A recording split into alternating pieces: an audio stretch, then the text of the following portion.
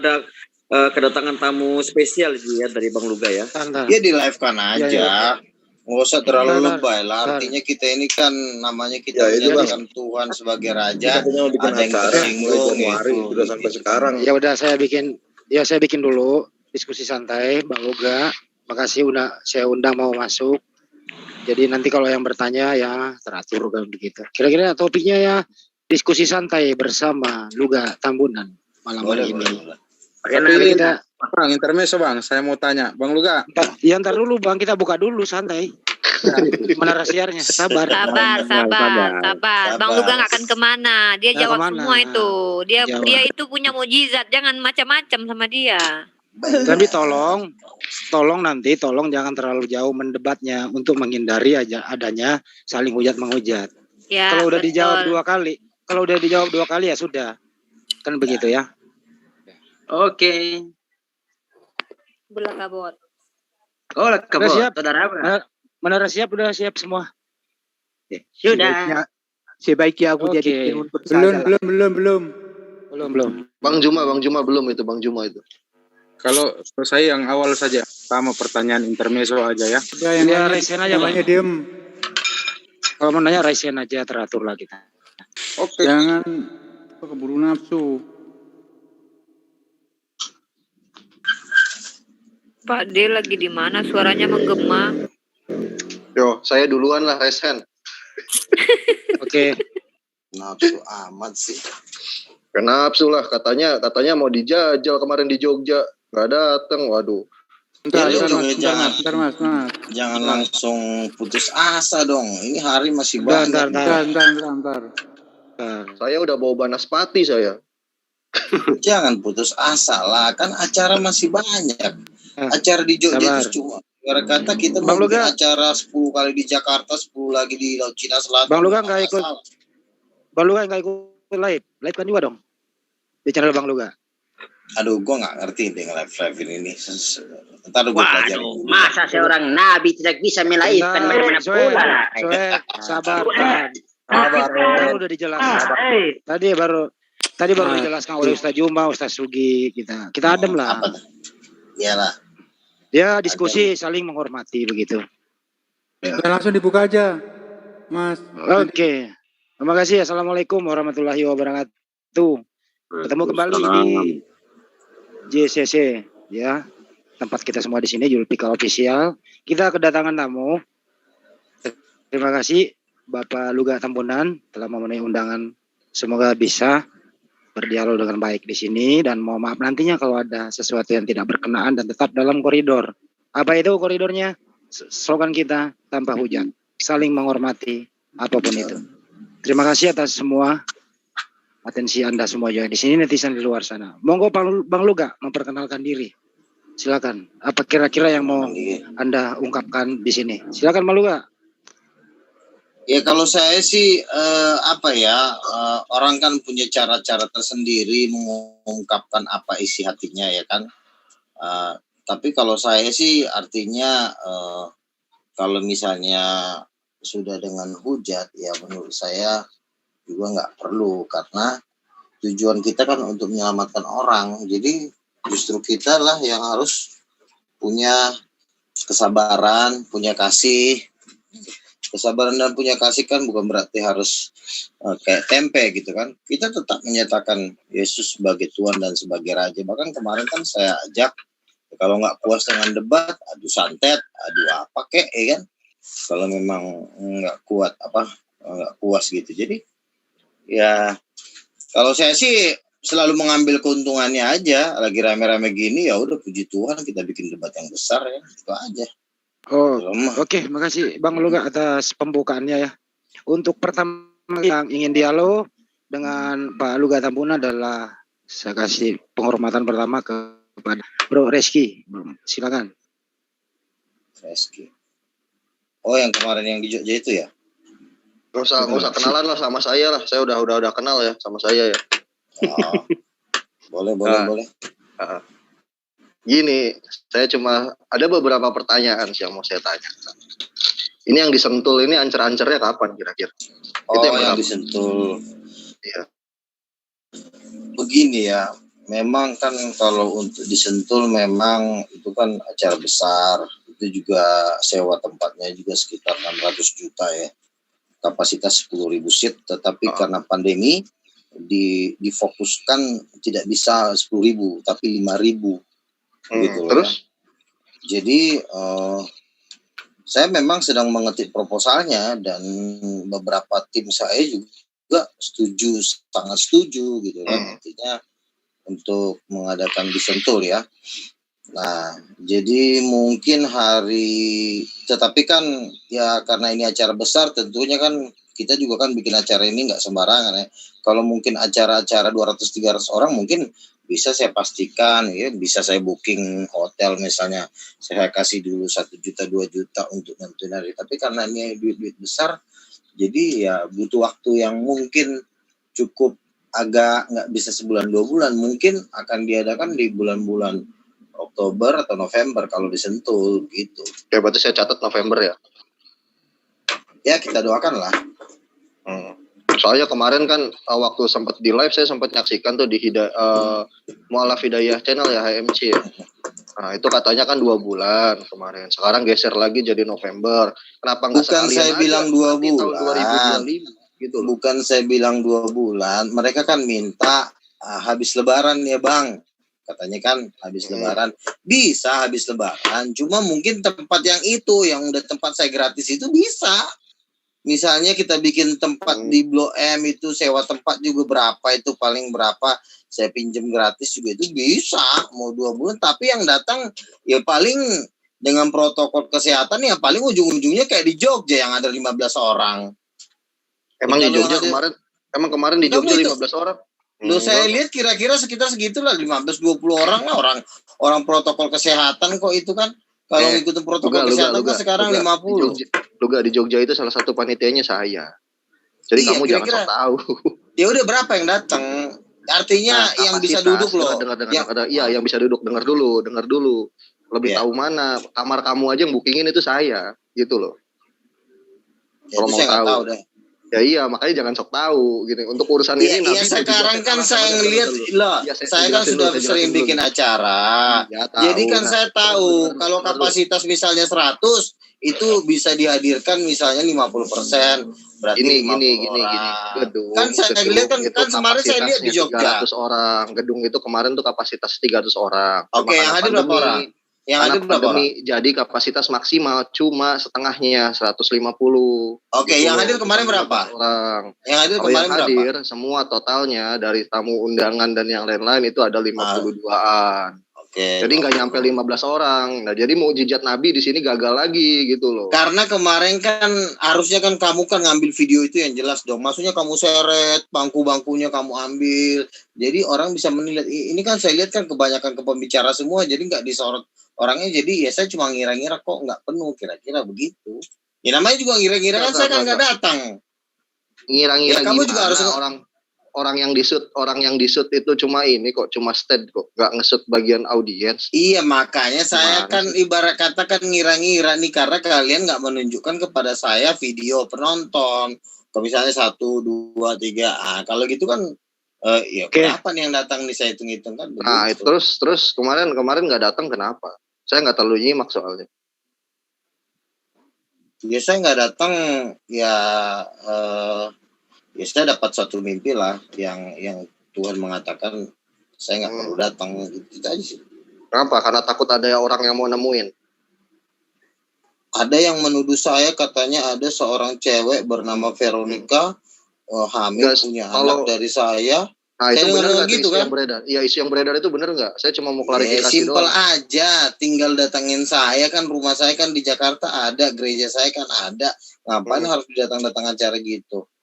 Dan soalnya aja. Berarti kalau dia nggak berani datang, kalau dia ngapain harus dia datang kalau memang itu anak saya? Ngapain dia harus nunggu di acara baru datang? Tinggal nyamperin aja saya kan. Oke, kurangi yang personal lah, Oke. Nah, bagus diomongin. Sekarang gini, satu lagi gini. Ini cuma pengen tanya aja nih biar jelas ya. Karena kan kemarin itu ya, boleh nanti kita lihat ya, waktu kemarin itu kan rencana waktu ngobrol sama Pak Yusuf Ismail dan juga sama siapa Pak Agustan. Nah, Luga ini kan bilang katanya habis bulan Ramadan gitu kan, berarti sekitar 2 bulanan lagi lah berarti ya. 2 bulanan lagi waktu kejadian kemarin itu. Nah udah kayak gitu sekarang janjinya November gitu mundur. Kenapa nggak sekalian aja nanti nunggu tahun 2025? Iya, mau saya nggak bikin acara juga itu kan hak saya. Kan saya tidak ada kesepakatan dengan mereka. Saya cuma mengatakan saya usahakan, tapi saya tidak memastikan. Namanya juga usaha, mau nggak saya bikin juga acaranya juga itu suka-suka saya, orang saya yang punya acara. Tapi kan saya mengatakan saya usahakan begini. Kita bikin acara di Jakarta yang besar. Kapan? Kalau bisa sih habis Ramadan aja, habis Ramadan. Aduh, ini kalau acara besar itu. Enggak kok, kamu sendiri yang secepat janji 2 bulan. Masa perlu saya putar lagi videonya di sini? Lah, lo mah kerjanya menyari-nyari kesalahan orang aja. Enggak, ya enggak gini loh, makanya masuk neraka lo. Gini tong, dengerin dulu tong. Oh, ngomong udah gak jelas nih.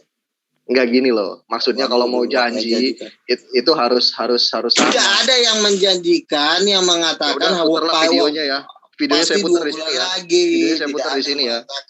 Kalau misalkan saya putar di sini, kamu siap ngakuin salah nggak? Itu aja saya simpel. Di situ di video itu juga kan saya ngomong saya tidak menjanjikan. Kok jadi lo maksa-maksa gue ini? Enggak, gue bikin juga acaranya juga nggak apa-apa kok. Enggak, lo datang juga nggak apa-apa. Gue cari pembicara lain. Alah, kamu ngomong takut juga kita yang muslim gak datang, jangan sampai sebel sama saya bikin acara kalian pada gak datang gitu juga. Iya, kamu suka gitu. Kamu begini ya, saya kalau misalnya kalian juga tidak mau, ya kan acara itu kan kesepakatan bersama. Misalnya saya undang kamu nggak mau datang pembicaranya, acaranya pasti batal dong. Karena ini kan acara bersama, bukan artinya acara lintas agama itu acara besar kecuali saya konser. Nah, semua saya yang ngatur. Penonton nggak datang juga itu urusannya ini. Tapi kan debat. Kalau debat itu kan harus dua-duanya harus datang. Gitu. Berarti kayak kemarin itu nggak datang harusnya. Kalau itu kan saya kan jauh-jauh hari sudah bicara. Artinya Pak, saya nggak bisa seminggu sebelum acara. Itu dan itu udah beres dan itu sebenarnya nggak perlu dibahas lagi. Iya dan terus kan lagian kamu kan kecuali kamu sebagai permintaan maaf kan kamu sebagai gantinya nanti saya adain acara di Sentul, masih ada kok di HMC kok recordnya. Tidak ada saya bilang sebagai gantinya. Saya begini, saya mau bikin acara di Jakarta, kalian datang ke Jakarta. Saya bilang kalau masalah waktunya yang minta habis Lebaran kan mereka kan. Aduh, habis Lebaran bisa habis Lebaran, tetapi kalau habis Lebaran itu nanti acaranya nggak besar karena kan mepet ini, cuma habis ini berarti habis November Ramadan ya? Kunci berarti ini ya intinya November ya. Saya tidak berani mengatakan kunci, nanti kalian tagi-tagi, oh ya pebohong, kan ujung-ujungnya kan kalian gitu terus. Saya nggak mau bikin janji suka-suka saya. Nggak bisa. Soalnya kamu sendiri kadang kalau janji itu suka meleset gitu loh. Iya terserah kamu lah. Kamu mau percaya janji saya. Yang penting saya mau bikin acara, kalian tinggal tunggu. Kalian tinggal tunggu komando, bukan kalian yang ngatur. Karena acara saya yang bikin. Sewa tempat. Jadi ya saya komandonya. Jangan kalian jadi yang ngatur saya. Angkat topik yuk, More Rizky sama Bang Luga angkat topik yuk. Iya nggak jelas nih manusia satu nih orang nyari kesalahan kerjanya. Nggak jelas. Bukan gitu Bang Luga. Enggak, masalahnya kalau event itu harus ada kepastian. Kalau ngerasa nggak sanggup ngomong nggak sanggup gitu loh. Saya kan tidak menjanjikan. Wajar seseorang. Saya mau bikin acara di langit kita mau nambah ilmu. Jadi biar saya nggak sia-sia begadang. Ayo kita angkat topik aja deh. Mau angkat topik apa kira-kira nih yang mau kita diskusikan? Begini Uni Rifat. Topiknya adalah kan Pak Luga kita udah masuk. Ya. Tadi topiknya adalah diskusi santai bersama Luga Tambunan. Oke. Jadi boleh audien bertanya. Ya, boleh, tapi dengan catatan teratur. Terus ada raise hand-nya tadi udah ada Rizky pertama. Terus kedua tadi ada. Jangan provokatif kayak begini. Aku juga nggak suka. Sedikit. Bang Luga, tolong itu sajamnya tolong dijauhin dari mejanya itu Bang Luga. Tadi guntingnya itu takutnya ini. Oh, ini kan kadang-kadang saya kan misalnya ada yang gunting bungkus kopi kadang-kadang. Oke, udah. Bro Rizky udah ya? Oke, Kalau oke, Reski oke. udah. Berarti belum Udah belum ya. ada kesepakatan, cuma intinya itu aja sih. Saya cuma pengen Ya konfirmasi aja. iyalah, Oke. itu semua komando dari saya. Ikut komando saya aja, jangan bikin aturan sendiri. Oke, silakan. Oke, makasih Bro Reski. Berikutnya ke Pak sini Osman. Ya boleh bertanya, disangka sekali 2 kali boleh. Tapi jangan ada pemaksaan begitu. Supaya nggak terjadi hujat menghujat. Silakan. Betul. Oke, terima kasih nih. Kasih kesempatan buat nanya. Halo Bang Luga. Ya, Saya mau nanya satu pertanyaan nih. boleh. Kan kaosnya boleh juga tuh King of King ya. Oh iya dong. Ini udah banyak yang mesen Tapi kan- ini, juga gua mau ekspor semua seluruh dunia Gitu. mengenal raja segala raja. Oke. Berarti kan larinya ke Yesus itu ya. Iya Gelar dong, King of King. Wahyu 19 ayat 18 ayat 19. Wahyu 19 ayat 16 di jubahnya tertulis raja segala raja dan tuan di atas segala tuan. Ya, sedetik pun Yesus nggak pernah jadi raja tuh. Nggak pernah jadi raja Yahudi kan. Oke. Ya kan? Udah pertanyaannya itu ya. Oke, Pertanyaannya, pertanyaannya itu. Udah. ya itu aja dulu deh, tolong jawab dulu deh. Ya. Kan waktu Yesus itu kan datang ke dunia itu kan melalui beberapa tahap ya. Jadi nggak tiba-tiba langsung diriin tahta. Bagaimana dia mau diriin tahta? Orang yang kenal dia juga belum ada. Jadi Yesus datang ke dalam dunia itu benar-benar melalui proses. Nggak tiba-tiba ujuk-ujuk saya raja, tiba-tiba dia datang dengan seluruh malaikatnya, nggak seperti itu. Dia harus membangun satu bata demi bata, sedikit demi sedikit. Pada waktu Yesus datang yang pertama, dia membuat mujizat-mujizat ya. Dia menyembuhkan orang, dia mengusir setan. Tetapi pada waktu dia membuat mujizat-mujizat, dia juga ngomong juga kan. Omongannya itu mengandung nubuatan. Artinya begini, nanti saya akan datang sebagai raja loh. Saya ini sebenarnya raja, tapi saya sedang mencari umat supaya umat ini percaya kepada saya. Umat saya yang kedua kali sebagai raja. Jadi dia tidak mengatakan sekarang istana saya lagi saya bangun nih. Saya datang menunjukkan kuasa-kuasa dulu. Karena sebelum seseorang menjadi seorang presiden kan dia kampanye dulu, ditunjukin dulu. Wah ini harta saya 2 miliar ini nanti saya pakai untuk kampanye. Nah kira-kira Yesus seperti itu. Saya adalah ingin menjadi raja dan akan menjadi raja. Faktanya apa? Saya bikin mujizat dulu.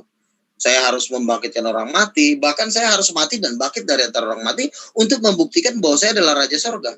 Nah, setelah dia tunjukkan semua kuasa itu, baru tahap kedua dia naik ke sorga.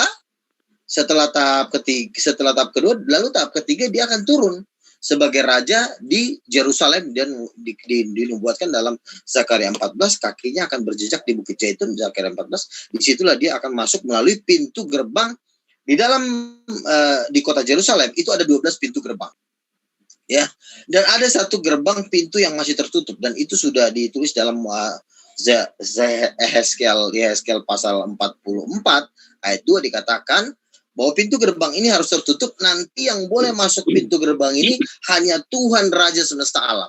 Dan kita cek sampai hari ini, kalau kalian misalnya Holy Land ke Yerusalem, kalian lihat Golden Gate itu masih tertutup. Nah itu nanti dibuka pada waktu Yesus datang sebagai Raja dan akan memasuki Yerusalem melalui pintu gerbang Golden Gates. Disitulah dia nubuatan tentang dia akan duduk di atas tahta Daud itu nanti di dalam kerajaan seribu tahun. Oke, makasih Bang. Masih ada tambahan? Satu lagi deh, kalau boleh ya, satu lagi ya, penasaran saya. Iya. Jadi nanti Yesus turun lagi ke dunia, itu akan menjadi raja orang-orang Yahudi atau raja dunia gitu, Bang? Ya, Yesus turun sebagai raja di Yerusalem, tetapi Yerusalem ini berkuasa atas segala bangsa. Jadi ibarat kata itu kota dunianya tuh Yerusalem. Nah, tetapi Yerusalem ini berkuasa atas segala bangsa ya gitu. Jadi raja seluruh bumi sebenarnya, raja seluruh bumi. Dan juga Raja Sorga, karena Tuhan yang turun di Yerusalem itu dikatakan di dalam Mazmur 60 ayat 8 dikatakan bahwa Tuhan adalah Raja Yehuda. Tuhan sendiri yang mengaku dirinya Raja Yehuda. Berarti kan kalau Tuhan itu menjadi Raja atas Yehuda, tentu juga dia atas Raja di sorga dan di bumi. Matius 28 dikatakan segala kuasa di bumi dan di sorga telah diberikan kepadaku. Jadi kalaupun dia bertata di Yerusalem, tetapi wilayah kekuasaannya itu atas segala bangsa. Bagaimana Pak Osman? Berarti Yesus punya anak dong. Sebentar Pak Pengetan. Dia tadi kan menyinggung Yeskiel 44, ya kan? Di sana itu penjelasannya, coba tarik ke 40 berapa ya? 46. Raja itu akan memiliki anak dan harta pusaka yang dia miliki itu diturunkan dari generasi ke generasi. Jadi nanti Yesus turun kawin-mawin. Tidak. Gimana tuh Bang? Di ayat berapa Yesus dikatakan punya anak? Di ayat berapa? Enggak, tadi kan kamu menyinggung Yeskiel 44, ya kan? Yeskiel 44 saya bacakan. Lalu Tuhan berfirman kepadaku, pintu gerbang ini harus tetap tertutup. Jangan dibuka dan jangan seorang pun masuk dari situ. Sebab Tuhan Allah Israel sudah masuk melaluinya karena pintu gerbang itu harus tertutup. Dan sekarang ya, pintu gerbang Golden Gate masih tertutup. Dan dikatakan nanti akan terbuka pada waktu Tuhan Raja semesta alam masuk melalui pintu gerbang Golden Gates. Ternyata yang nanti masuk melalui pintu gerbang Golden Gates itu adalah Yesus Kristus waktu dia datang sebagai Raja di Yerusalem. Ya makanya coba kamu baca Yeskiel 46. 46 ayat berapa? Ayat 16 sampai dengan 17. Yeskiel 46 ayat 16. Coba saya bacakan. Beginilah firman Tuhan. Kalau raja itu memberi suatu pemberian dari milik pusakanya kepada salah seorang anaknya, maka ia menjadi kepunyaan anaknya yang memiliki. Oh, ini mah nggak ada hubungannya kali, gimana sih? Nah, kan apa aja yang nggak ada hubungan. Tugas Kalau umat Tuhan dan tanggung jawab raja. Kamu baca judulnya. Tugas umat dan Tuhan dan tanggung jawab raja. Ini adalah ngomong raja-raja Israel. Kenapa jadi kamu ngomongin? Bukan. Ngomong Yesus. Yeskiel 44 itu berbicara tentang Mesia. Memang kalau misalnya kamu sangkut pautkan itu dengan dengan Yesus, dia akan memberikan korban bakaran, ya kan? Dan dia akan merayakan Sabat. Kemudian ini yang akan dilakukannya. Kalau ia memberikan Gini dulu Pak. Gini Pak. Ya paham. Ya, paham saya dan paham. Dia memiliki anak. Gitu. Ya paham saya. Begini. Untuk kita mengerti Alkitab, kita tidak bisa lompat-lompat. Kalau masalah raja saja kita belum selesai, kita nggak bisa langsung lari ke anak ya. Masalah Yesus datang sebagai raja saja kalian sudah nggak sanggup. Karena di Al-Quran mengatakan Yesus tidak datang sebagai raja tetapi sebagai nabi. Itu saja udah salah. Nah kalau salah di satu poin masih salah, Bapak nggak bisa naik kelas gitu loh. Kecuali Bapak selesaikan dulu di poin ini, baru Bapak bisa melompat. Ya kalau begitu ya nggak akan selesai ceritanya. Jangan bahas Quran karena konsep Mesia di Quran itu udah jelas. Memang berbeda dengan kamu. Ya kalau sudah berbeda nggak ada yang perlu dibahas lagi. Iya, kamu menyinggung Yeskiel 44, makanya saya tarik ke 46. Loh, Yeskiel 4 ini mengatakan Mesias adalah raja, sementara di Quranmu mengatakan Mesias adalah nabi. Bukan masalah nyambung. Juga kode terdesak begitu. Jangan lari ke Sebentar. Santai lah. Bang, kita kan kita tidak kabur. Kan saya bilang untuk mengerti ayat-ayat ini tidak bisa kita mengabaikan ayat yang lain. Itu jatuhnya nggak ada pondasi, bro. Jadi ibarat kata jatuhnya kamu salah tafsir. Entar raja lewat kamu kira Yesus, entar raja lewat kamu kira si Ucok. Jadi nggak bisa. Nah di sini saja kan dikatakan tidak ada di sini dikatakan Yesus punya anak. Tunjukkan ayat saya kasih 100 miliar Yesus punya anak, kan nggak ada ayatnya. Ini kan cuma tafsiran-tafsiran. Bukan nama Yesus di sana. Kan kamu ya udah nama Yesus saja tidak ada di sini. Yang apa makanya Yeskiel 44. Apa? Kan kamu yang bilang begini. Iya betul. Pertama makanya Yesus yang ngomong kan di Matius Matius 16 ayat 28, anak manusia akan datang sebagai raja dalam kerajaannya. Lalu pertanyaannya kapan dia datang? Yesus berkata bahwa dia akan turun di Bukit Zaitun menurut Zakaria 14, ya kan? Sekarang perjanjian baru dan perjanjian lama itu saling berterkaitan. Kalau itu nggak dikawinkan nggak bakal ngerti. Oh begitu toh. Tapi yang mengatakan Yesus Nabi kan Sebentar Alkitab kalau yang lain. juga. Tadi kau yang Loh, Matius 16 ayat 28 Yesus berkata, aku adalah raja. Aku adalah raja. Masalah dia raja di mana? Nanti kita bahas. Benar nggak dia ngaku raja? Itu dulu selesai. Kenapa jadi nabi? Oke. Ya aku ditelanjangi. Ya makanya jangan bawa Yesaya 44 kalau takut dikritik masalah yang begini. Ya, itu aja simpel sih. Tadi kan ada kalimat Ya, tapi kan kamu belum menyelesaikan Yesus rajanya. Yesus Kamu nanti akan menikah dan punya anak itu, Pak. Oke, Pak Osman. Dari Mbak. Itu salah tafsir. Tolong Itu yang salah lain. tafsir. Bentar saya mute dulu biar tertib. Tolong diperhatikan tuh moderatornya Mas Andi itu ya. Jadi jangan tumpuk-tumpuk suaranya. Nggak enak didengar. Tolong jangan tumpuk-tumpuk suaranya. Mas Andi tolong di-handle. Beri kesempatan teman yang lain berbicara. Iya, betul. Oke. Jadi Bro Ethan udah ya, terus Pak Osman udah, karena banyak yang resen. Di sini kan kita mengundang Pak Luga itu menerangkan kalau udah dibantah atau disangka 2 ke 3 kali ya sudah. Biar netizen yang menilai di luar sana, oke, biar kondusif supaya nggak terjadi hujat menghujat. Kita tetap Ya, saya dalam simpel koridor aja sih. yang baik. Ya. Saya menyinggung. Ya, silakan ditutup Pak. Kalau misalnya dia Oke, bicara makasih. tafsirnya salah, ya lihat di midrasnya apakah itu berkaitan dengan ayat yang sebelumnya atau tidak sama sekali. Gitu. Ya, silakan lanjut aja yang lain. Oke, makasih Bro Ethan. Selanjutnya Pak Bambang Martapura, silakan. Jadi gini, yang saya tahu itu tentang karunia kenabian itu untuk melengkapi jemaat. Artinya jemaat di sini adalah semua orang Kristen.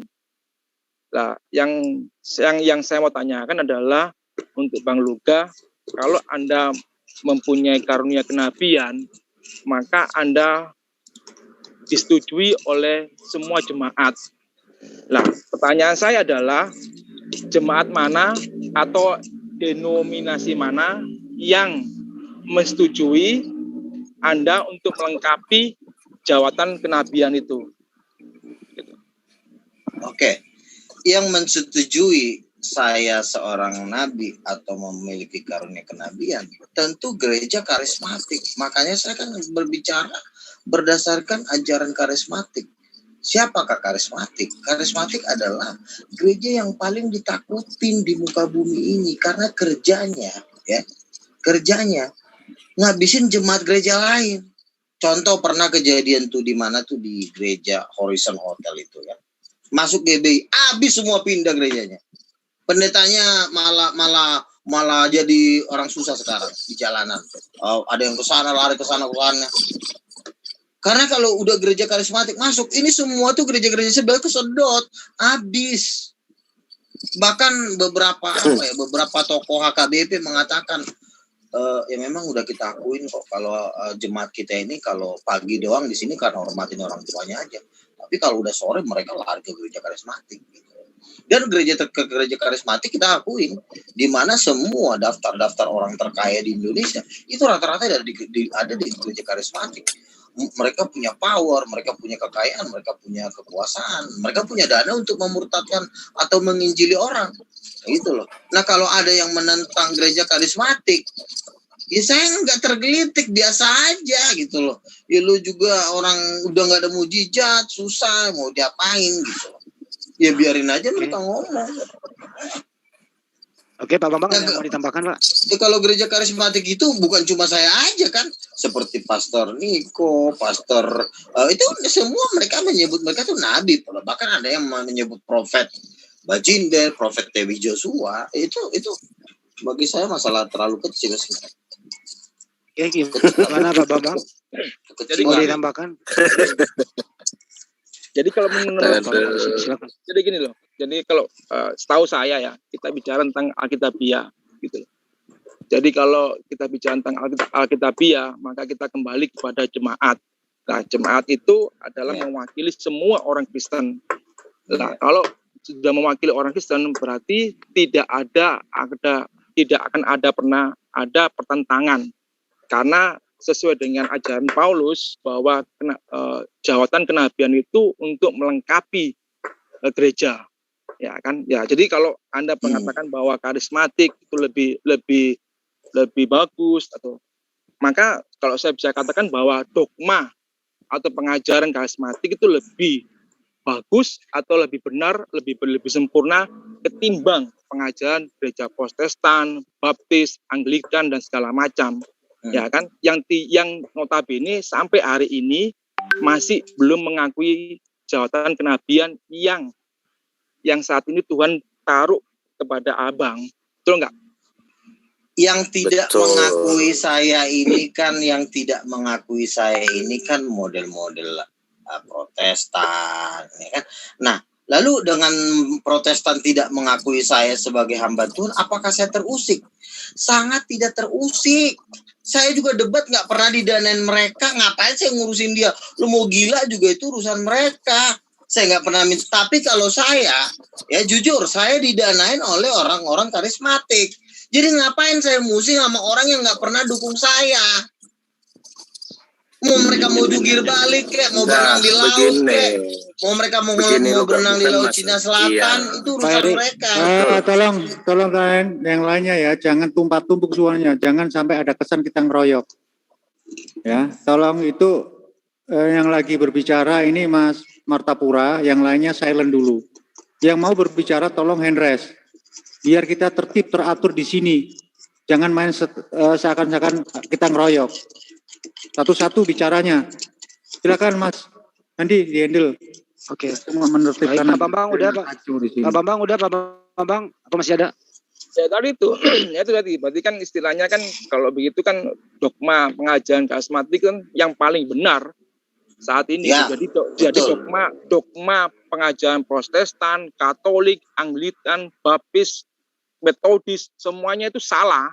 Siapa kuat dia menang, Pak. Kita nggak mikirin lo mau benar, lo punya kekuatan, lo punya kekayaan, lo yang memegang kekuasaan. Lo nggak punya kekayaan, lo nggak punya apa-apa, ya lo diem. Berarti semuanya sesat berarti ya? Kan saya bilang, semua kebenaran itu juga harus ditopang dengan kekuasaan.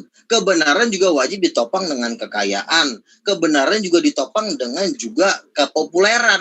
Nah kalau tiga-tiganya dia nggak punya, terus lo mau ngotot-ngotot pengen jadi populer, ya itu urusan lo lah. Ngapain lo musing-musingin gue, lo nggak ngaku nabi juga nggak, lo nggak ngakuin kita orang juga nggak apa-apa kok. Kita nggak numpang makan sama lo kok. Buktinya kita tambah sehat-sehat aja, tambah kaya, tambah sukses. Kenapa? Oke, terima kasih. Lanjut Mas Mas. Oke, Pak Bambang cukup ya. Cukup ya Pak Bambang ya. Udah cukupkan aja, yang lainnya dicukupkan, jangan terlalu banyak. Ini yang hand raise soalnya banyak ini. Silakan. Ya banyak ini. Ya, oke, berikutnya ke Pak Tauhid. Silakan Pak. Oke. Bang Luga, ini saya mau tanyakan ini tentang dalam Yohanes 12 ayat 49. Bacakan Pak. Ya, nanti saya bacakan. Sebab aku berkata-kata bukan dari diriku sendiri, tetapi Bapa yang mengutus aku. Dialah yang memerintahkan aku untuk mengatakan apa yang harus aku katakan dan aku sampaikan. Jadi pertanyaan seperti ini. Apakah perintah dari Bapa yang mengutus Yesus itu, apakah harus Yesus mengatakan bahwa dia itu adalah Tuhan? Ya. Kalau itu sendiri. Yesus tetap Tuhan walaupun Yesus harus mengikuti kata-kata kehendak Bapa. Yesus tetap Tuhan 1.000.000%. Alasannya apa? Nah, ini pertanyaannya, pertanyaan saya bagus kan? Aku tidak dapat berbuat apa-apa dari diriku. Yohanes 5 ayat 30. Berarti Yesus bukan Tuhan dong? Salah. Justru Yesus terlalu Tuhan. Kalau Yesus berkata, aku tidak dapat berbuat apa-apa dari diriku. Loh, kok begitu? Kan Yesus itu kan cuma kata-kata. Perhatikan dari awal. Makanya perhatikan ucapan Yesus. Yohanes 1 ayat 1 dikatakan pada mulanya adalah firman. Firman ini Pak, tidak bisa Pak ngomong sendiri kalau nggak ada yang memerintahkan. Yang memerintahkan kata-kata ini untuk ngomong, itu mata Pak. mata ini, contoh. Saya baca dulu, Pak.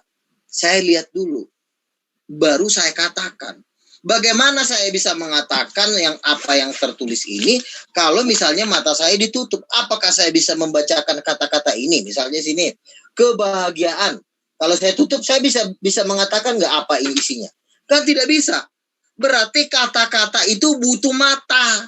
Mata itulah Allah Bapa. Al-mata ini memerintahkan kata-kata untuk bicara. Lalu kata-kata ini menyampaikannya dengan kuasa. Itulah Roh Kudus, namanya Tritunggal. Mata Allah Bapa, kata-kata Allah Anak, Roh Allah Roh Kudus. Ngerti? Tapi gini Pak Paluga ya, ini sudah nyata. Sebab aku berkata-kata bukan dari diriku sendiri, tetapi Bapa yang mengutus aku. Jadi pertanyaan saya ini, apakah dalam ajaran Yesus ini bahwa dari Tuhan atau Bapaknya itu mengatakan kalian harus menyembah Yesus sebagai Tuhan? Apakah di sini seperti itu? Ada di Yohanes di Wahyu pasal 5 ayat 1 sampai habis. Di situ dikatakan anak domba itu disembah oleh seluruh malaikat. Iya, tapi kan jelas, yang jelasnya di sini kan ajarannya Yesus.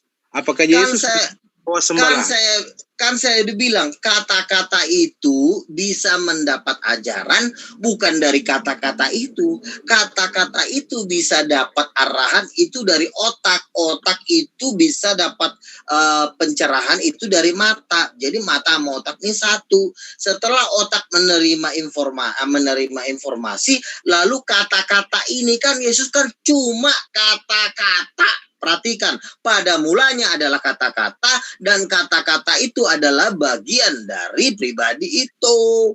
Lalu kata-kata ini kalau nggak dapat informasi dari otak, dapatnya dari mana? Coba kalau kamu misalnya gila, pasti ngomongnya ngelantur. Karena kata-kata itu harus diperintah otak. Allah Bapa itulah kepala, Allah Anak adalah hati, Allah Roh Kudus adalah tenaga itu, makanya satu. Ya, ini juga berpatokan dengan Yohanes 8:43. Apakah sebabnya kamu tidak mengerti dengan bahasaku? Iya kan? Nah, berarti kalau bertopang dengan Yohanes yang saya bilang tadi, Yohanes 12 ayat 49, kan berarti nyata-nyata itu bahwa ajarannya Yesus tidak ada mengajarkan bahwa murid-muridnya itu untuk menyembah Yesus sebagai Tuhan Allah itu sendiri. Ada. Kenapa tidak ada? Yohanes 13 ayat 13, kau mengatakan aku guru dan Tuhan dan perkataanmu adalah benar. Gak usah kamu larikan terjemahannya Tuhan. Di situ dikatakan Tuhan ya Tuhan. Karena begini ya, kalau Yesus itu bukan Tuhan, darahnya tidak akan bisa mengampuni seluruh dosa-dosa dunia. Saya saja tidak bisa darah saya mengampuni tetangga saya. Nah Yesus, dia bisa menghapus dosa dari zaman Adam sampai zaman hari ini. Itu kalau dihitung-hitung tuh udah ada 10 miliar orang. Kita traktir satu orang minum kopi aja kadang-kadang susah. Nah Yesus menanggung dosa 10 miliar orang. Kira-kira masih nyambung nggak di otakmu? Masih Kak? Itu sudah tidak nyambung itu Bang Luga. Ya udahlah tidurlah kalau begini Pak. Di sini bukan untuk memaksakan, biar netizen saja yang menilai di luar sana ya. Oke Bang. Ya, makasih. Oke, cukup ya Pak ya. Baik Pak Tauhid, cukup. Selanjutnya ke Kang Ade. Silakan Kang Ade. Ya, terima kasih moderator. Selamat malam Lai. Ya, shalom Pak. Nah, kalau saya tuh nggak lari kitabiah enggak lah. Saya mau tanya aja. Ente kan nabi ya.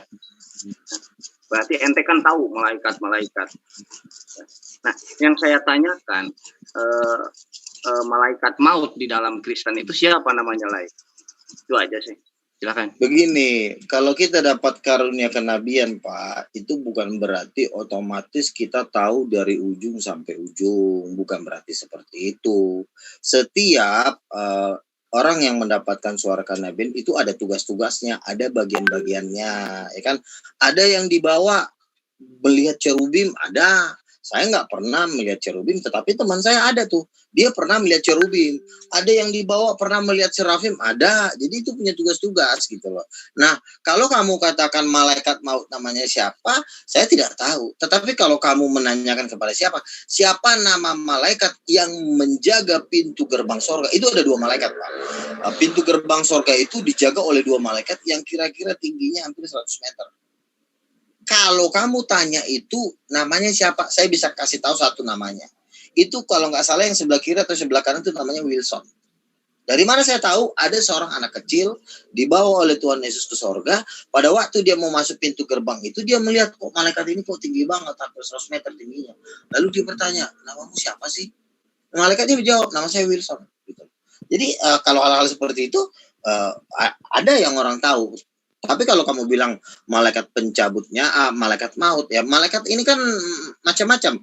Ada malaikat perang, pemimpin malaikat perang namanya Mikael. Pemimpin malaikat pembawa berita namanya Gabriel. Pemimpin malaikat penyembahan itu namanya Lucifer. Yang sudah jatuh dengan sepertiga malaikatnya yang sekarang jadi setan. Jadi yang jatuh itu adalah Lucifer yang sepertiga dia tarik di bawah kekuasaannya sekarang jadi setan. Itulah malaikat penyembah. Kang Ade, gimana Kang Ade? Kang Ade kayaknya nggak ada ya? Untuk namanya ya nggak bisa begitu. Oke. Satu lagi. Oh, berarti semua orang maut itu namanya Wilson gitu ya? Malaikat Wilson yang salah satu penjaga pintu gerbang sorga itu kan malaikat raksasa. Kan itu ada 2 tuh. Nanti suatu saat misalnya syukur-syukurlah kamu bisa ke sorga nanti setelah bertobat. Kamu bisa nanya sama dia. Tanyakan malaikat maut di Kristen itu. Saya nggak tahu nama mereka, saya nggak tahu karena nggak tahu saya nggak tahu. Oke, Kang Ade. Jadi pertanyaannya Pak Luka nggak tahu. Iya. Oke, Kang Ade udah ya? Apa masih mau? Udah cukup. Oke, makasih Kang Ade. Sebelum ke Tuan Moto, kita kasih dulu ke Amir kita. Silakan, Pak Jul. Iya, saya cuma mau tanya satu. Itu di jidatnya itu habis dikop ya, Mas Luga? Iya. Nah itu tak kirain kamu kebentur apa gitu sehingga agak pusing gitu. Ini angin tadi. Oh ya udah dilanjut. Cuma itu aja yang kutanyakan. Boleh nimbrung nggak? Oke. Boleh Pak, resen aja nanti Pak, resen dulu. Silakan Tuan Moto, monggo. Iya, terima kasih Pak Andi. Saya mau tanya sama Luga Tambunan nih, untuk sebagai mukjizat itu seberapa pentingnya mukjizat itu ada gitu maksudnya? Seberapa urgensinya sih mukjizat itu? Iya. Jadi begini, ada ayatnya mengatakan iman tanpa perbuatan pada hakikatnya dalam hati. Jadi kalau kita beriman tanpa penunjukan mujizat itu hakikatnya dalam hati. Iya kan? Mujizat itu bukti kalau yang kita berada di dalam Tuhan. Kalau mujizat itu tidak ada, ya apa bedanya? Saya juga nanti bisa ngaku, oh saya adalah nabi terakhir atau nabi ini.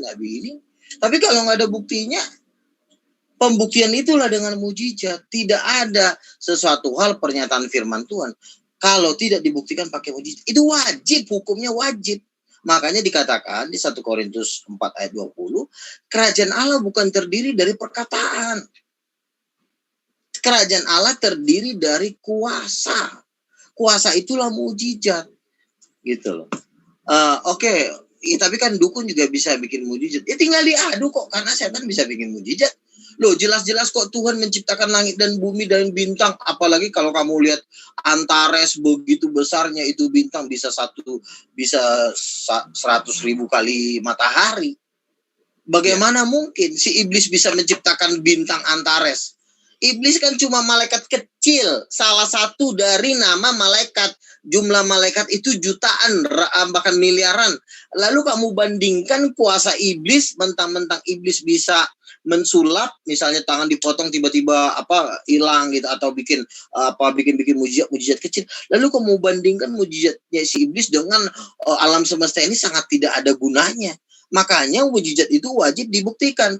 Walaupun dukun bikin mujizat, emang gua takut sama dukun, lu datang ke sini gitu loh. Makanya mujizat itu wajib dibuktikan. Kalau tidak ada pembuktian mujizat berdasarkan ini ayatnya, waduh, iblis itu jangan diajarin. Jadi Iblis penting itu banget ya menyesat Bro Luga ya. bangsa-bangsa. Sangat dan terlalu sangat penting. Oke. Hikmat dengan mujizat itu berjalan bersamaan. Hikmat tanpa mujizat, hikmat tanpa mujizat, hikmatnya jadi konyol.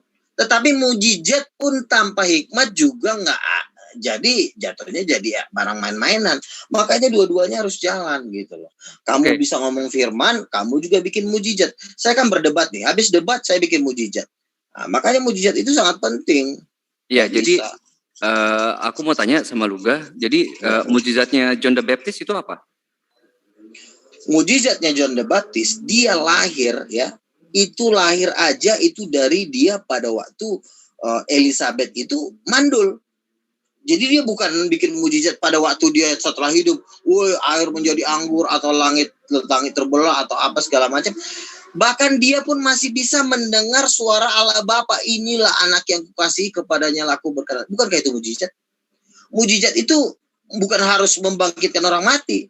Mujizat dia bapaknya ditemuin malaikat Gabriel live. Zakaria itu bapaknya yang memberikan pemberitahuan kelahiran Yohanes Pembaptis kan Gabriel langsung. Iya, selama bukankah itu mujizat? Iya, mujizat itu kan menurut definisi Bro Luga. Sekarang itu mujizat, Pak. Di mana di dalam Alkitab itu Yahya atau Yohanan itu melakukan suatu mujizat. Katanya dia kan aja sudah pada waktu dia lahir juga sudah mujizat. Jadi mujizat itu bukan berarti dia harus orang mati bangkit. Enggak, mujizat itu banyak hal, Pak, luas, Pak. Mujizat itu enggak harus membangkitkan orang mati. Dia lahir pun didatangin Gabriel, kan si bapaknya ya, si Yohanes Pembaptis itu kan bisu dia. Setelah Yohanes Pembaptis lahir, terbukalah mulutnya. Bukankah itu mujizat? Orang bisu bisa berbicara? Iya, apa mujizatnya pernah dilakukan John the Baptist gitu? Mujizat itu, Pak, bukan harus kamu yang melakukan. Kamu lahir dengan mujizat, itu pun sudah mujizat. Kan saya bilang Yohanes Pembaptis itu lahir dari mujizat. Dia tidak bikin mujizat, tapi dia sendiri itu berada di dalam mujizat. Berarti dia hikmat tanpa mujizat apa? Konyol ya? Yohanes Pembaptis itu lahirnya saja sudah mujizat. Lalu ngapain Bapak nanya mujizat apa yang telah dilakukan? Iya. Lahirnya saja sudah mujizat. Contoh misalnya, Yesus lahir tanpa bapak dan tanpa anak, itu saja sudah mujizat. Nggak perlu dia harus membangkitkan orang mati. Dia aja lahir aja udah ngeri. Oke, udah ditangkap mungkin Pak Tuan Moto, dia lahir udah mujizat. Ya, makasih Pandi, Pak. Ya. Makasih Pandi. Oke, makasih Tuan Moto.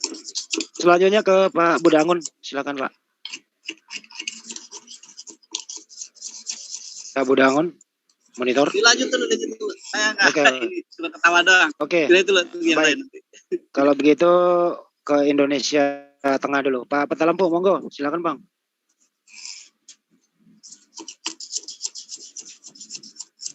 Terima kasih Bang Andi. Selamat pagi Bang Luga. Iya. Ini Bang kan seorang nabi ya. Terus. Enggak, gua nanya. Ya, saya manusia begini ya. Saya tidak, tipe saya bukan berteriak-teriak, saya nabi, saya tidak seperti itu. Tapi saya lebih menceritakan banyak orang yang memberikan nubuatan kepada saya. Karena saya tidak pernah mengaku nabi. Orang yang bernubuat tentang saya, orang yang mendapat penglihatan tentang saya bahwa saya adalah nabi Tuhan. Jadi saya tidak mengaku-ngaku.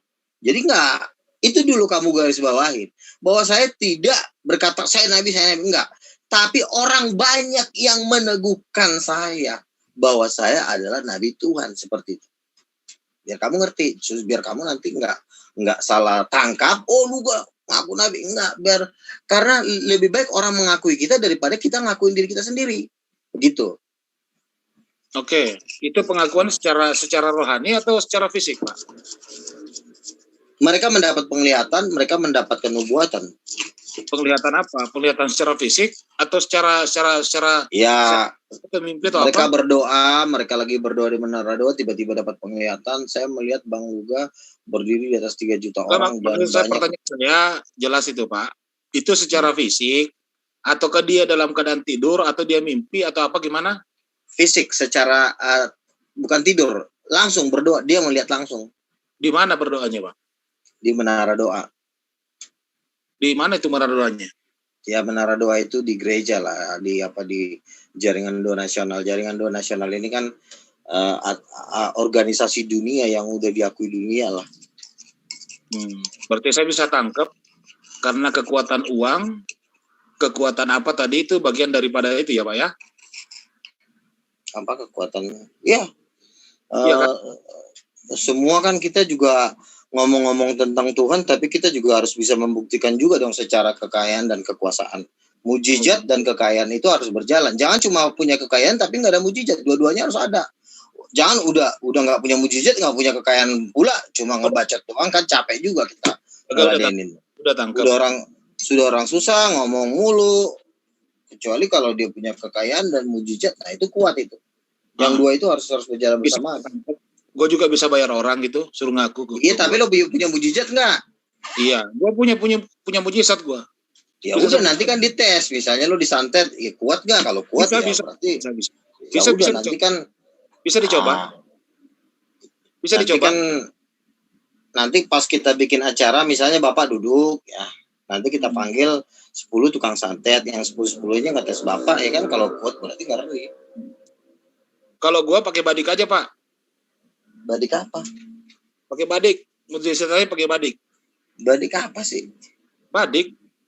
Badik kayak gimana? Badik itu pisau. Oh, terus kenapa?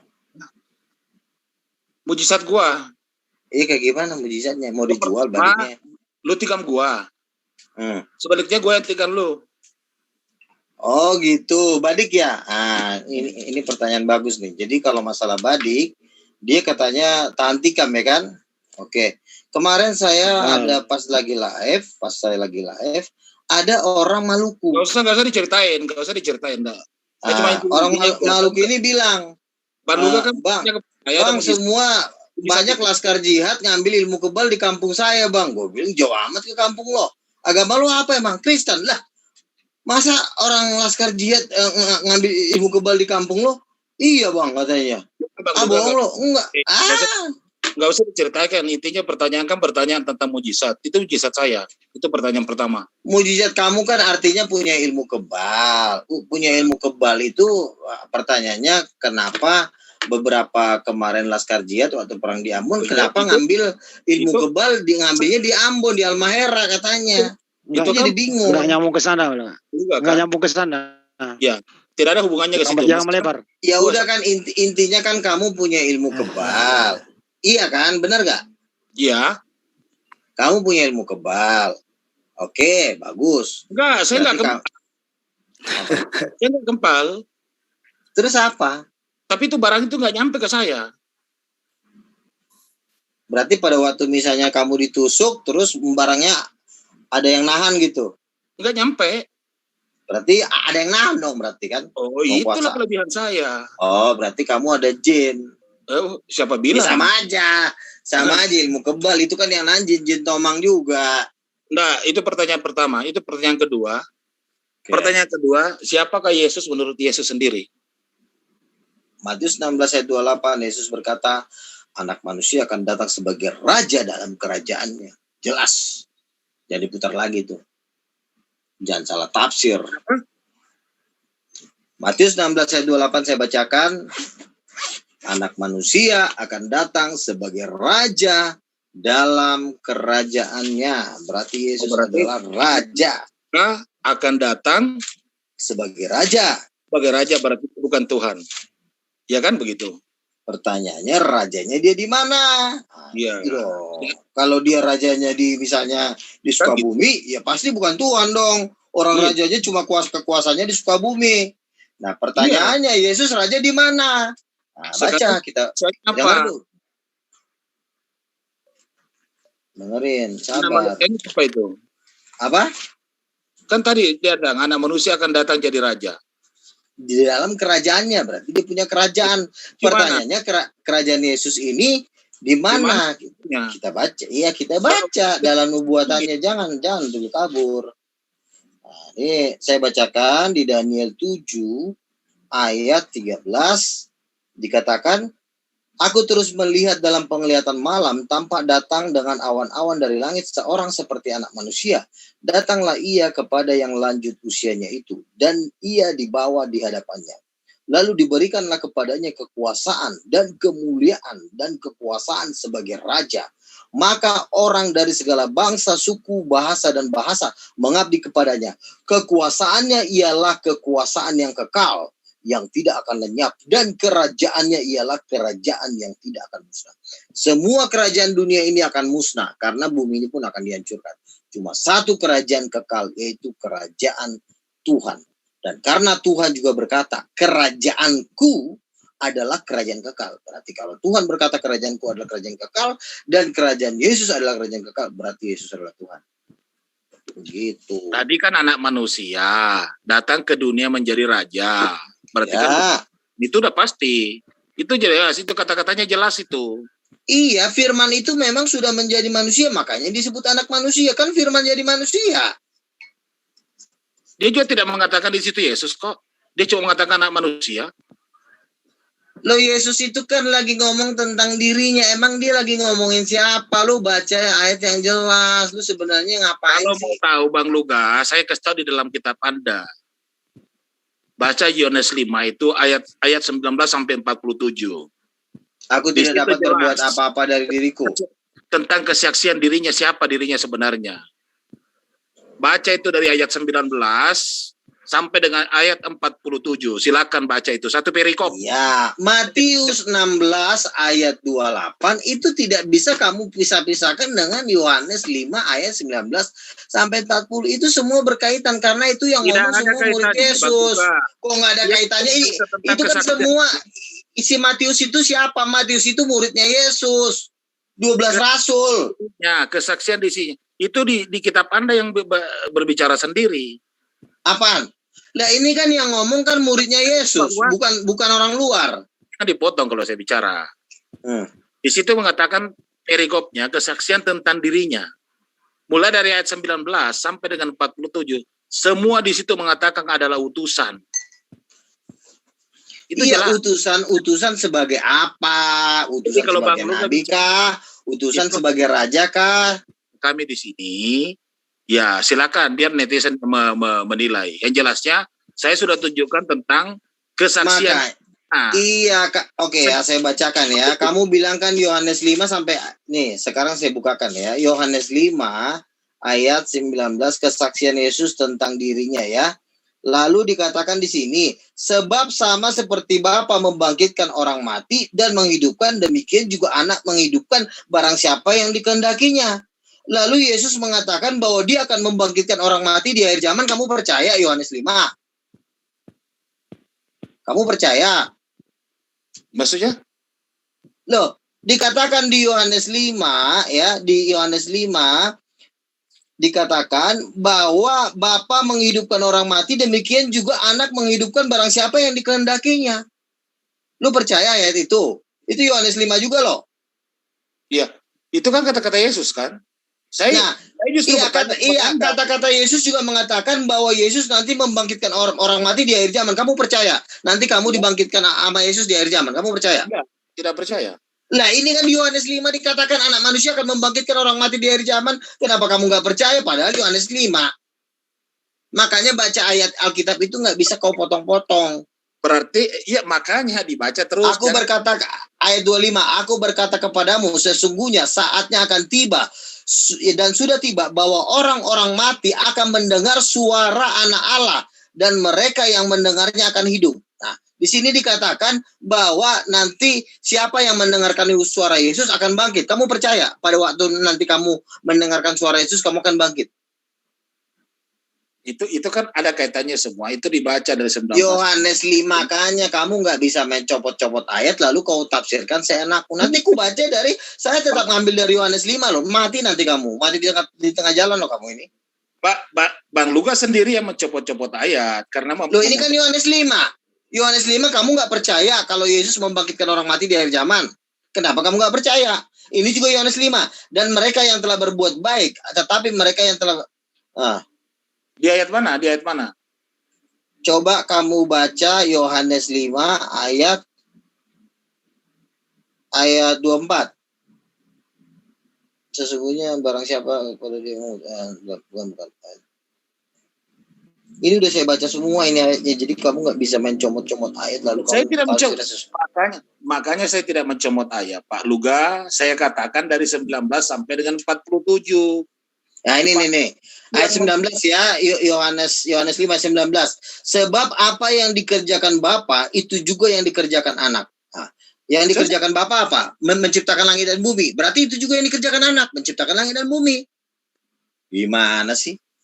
Terus, sebab apa yang dikerjakan oleh Bapa itu juga yang dikerjakan anak. Nabi tidak mengerjakan pekerjaan yang dilakukan oleh Bapa. Contoh, Bapa menciptakan manusia, apakah itu dikerjakan oleh Nabi? Tidak. Pekerjaan yang dilakukan oleh Bapa itu juga yang dilakukan oleh Yesus.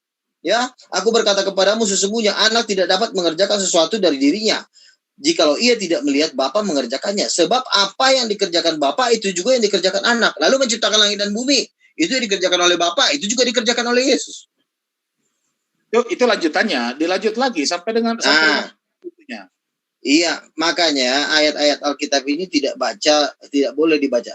Dan ia telah memberikan kuasa kepadanya untuk menghakimi manusia. Sekarang saya tanya, yang menjadi hakim yang adil nanti di akhir zaman siapa? Siapa? Kenapa? Yang menghakimi semua manusia di akhir zaman nanti siapa? Ya, saya tidak tahu. Nah, itulah kalau kamu nggak. Nih, sebab sama seperti Bapa mempunyai hidup di dalam dirinya, demikian juga hidup itu diberikan anak mempunyai hidup dalam dirinya. Dan ia telah memberikan kuasa kepadanya untuk menghakimi, karena ia adalah anak manusia. Jadi yang menghakimi semua manusia ini nanti Yesus.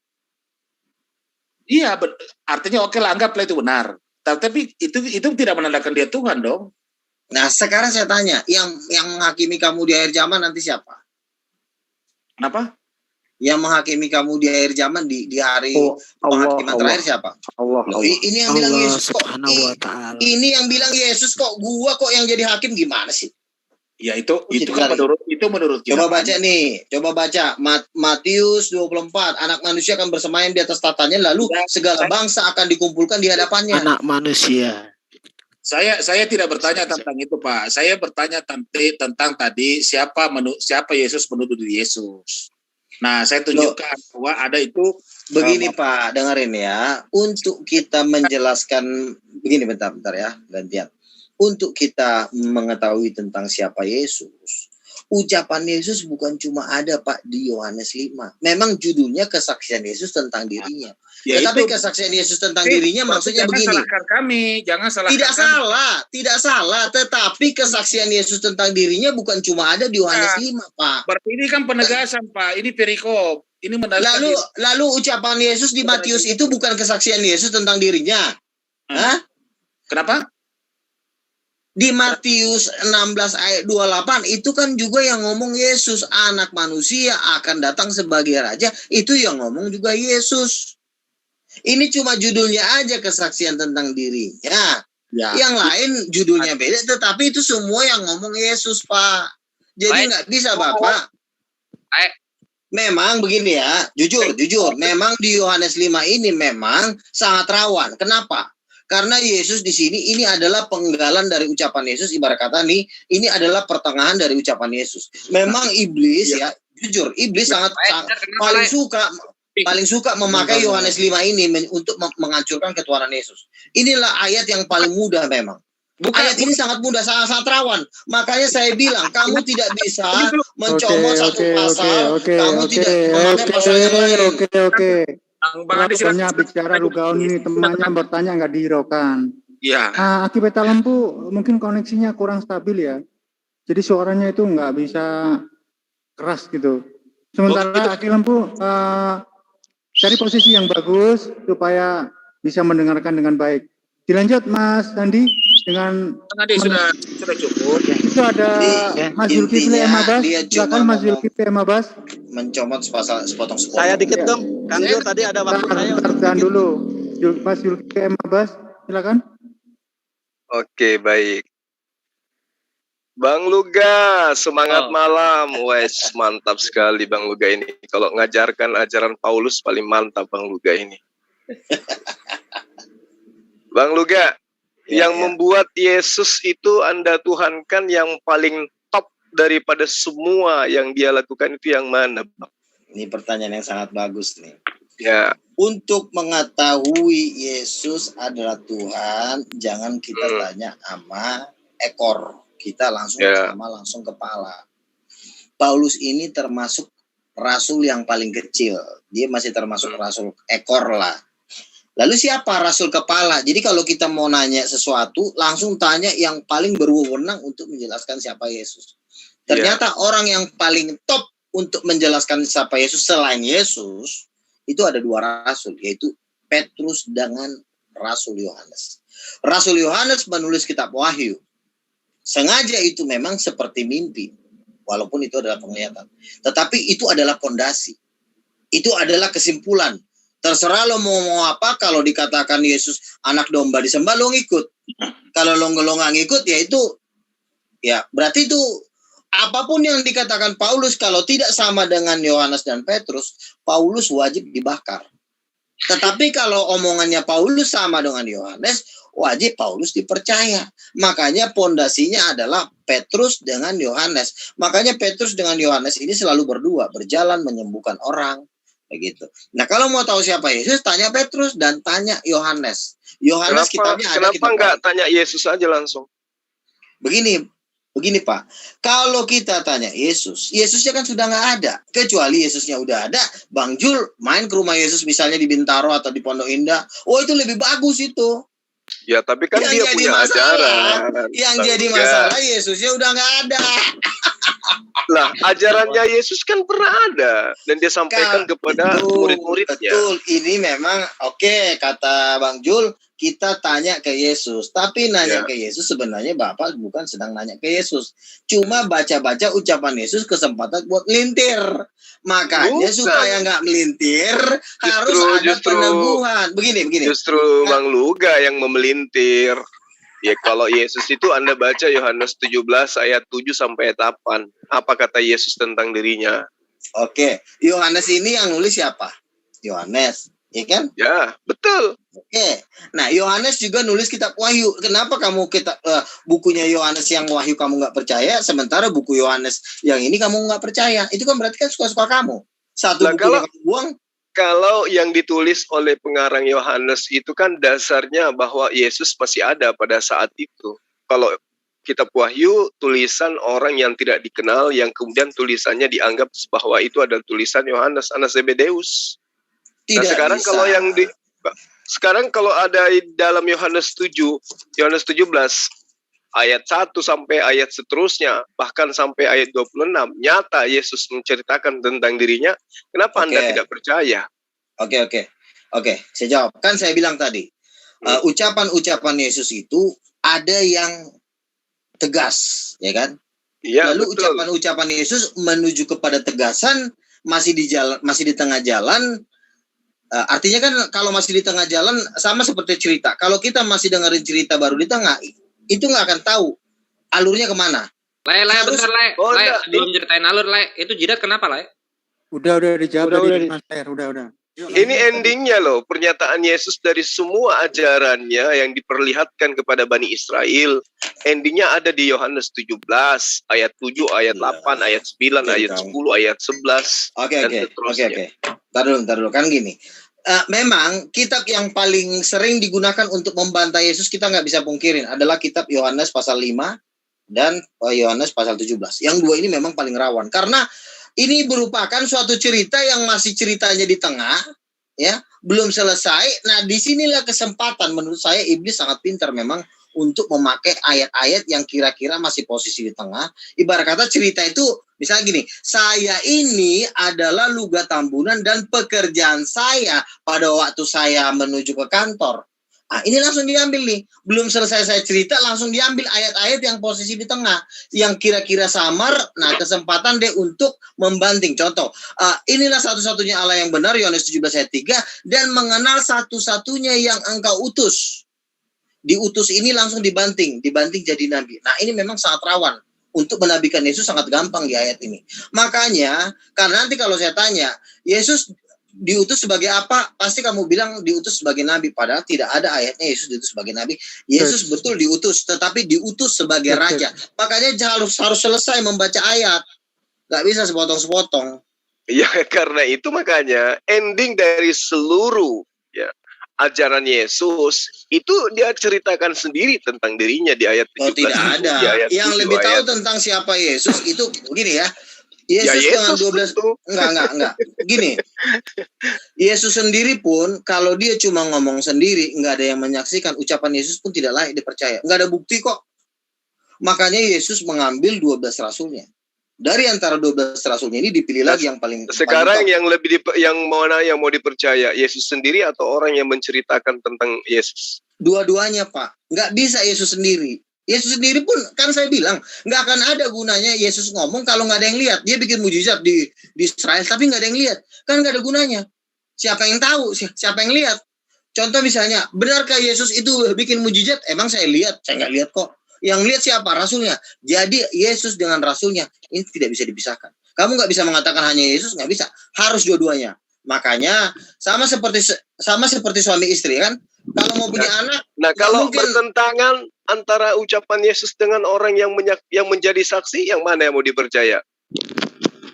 Tidak mungkin bertentangan ucapan sekarang gini, murid Yesus. Coba Anda tunjukkan di mana Yesus mengaku bahwa dirinya itu adalah Tuhan itu sendiri. Allah itu sendiri. Matius 19 ayat 28 jelas. Ya? Matius?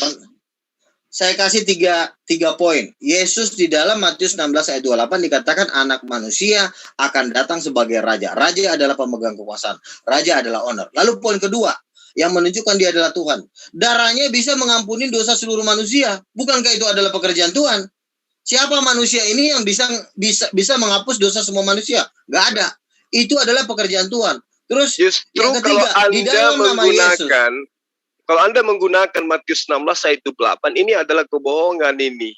Kenapa? Aku berkata kepadamu, sesungguhnya di antara orang yang hadir di sini ada yang tidak akan mati sebelum mereka melihat anak manusia datang sebagai sebagai raja dalam kerajaan. Kamu jangan lari dulu. Faktanya, kamu Yesus ini kan udah mau orang-orang lari. yang ada pada saat itu sudah pada mati semua.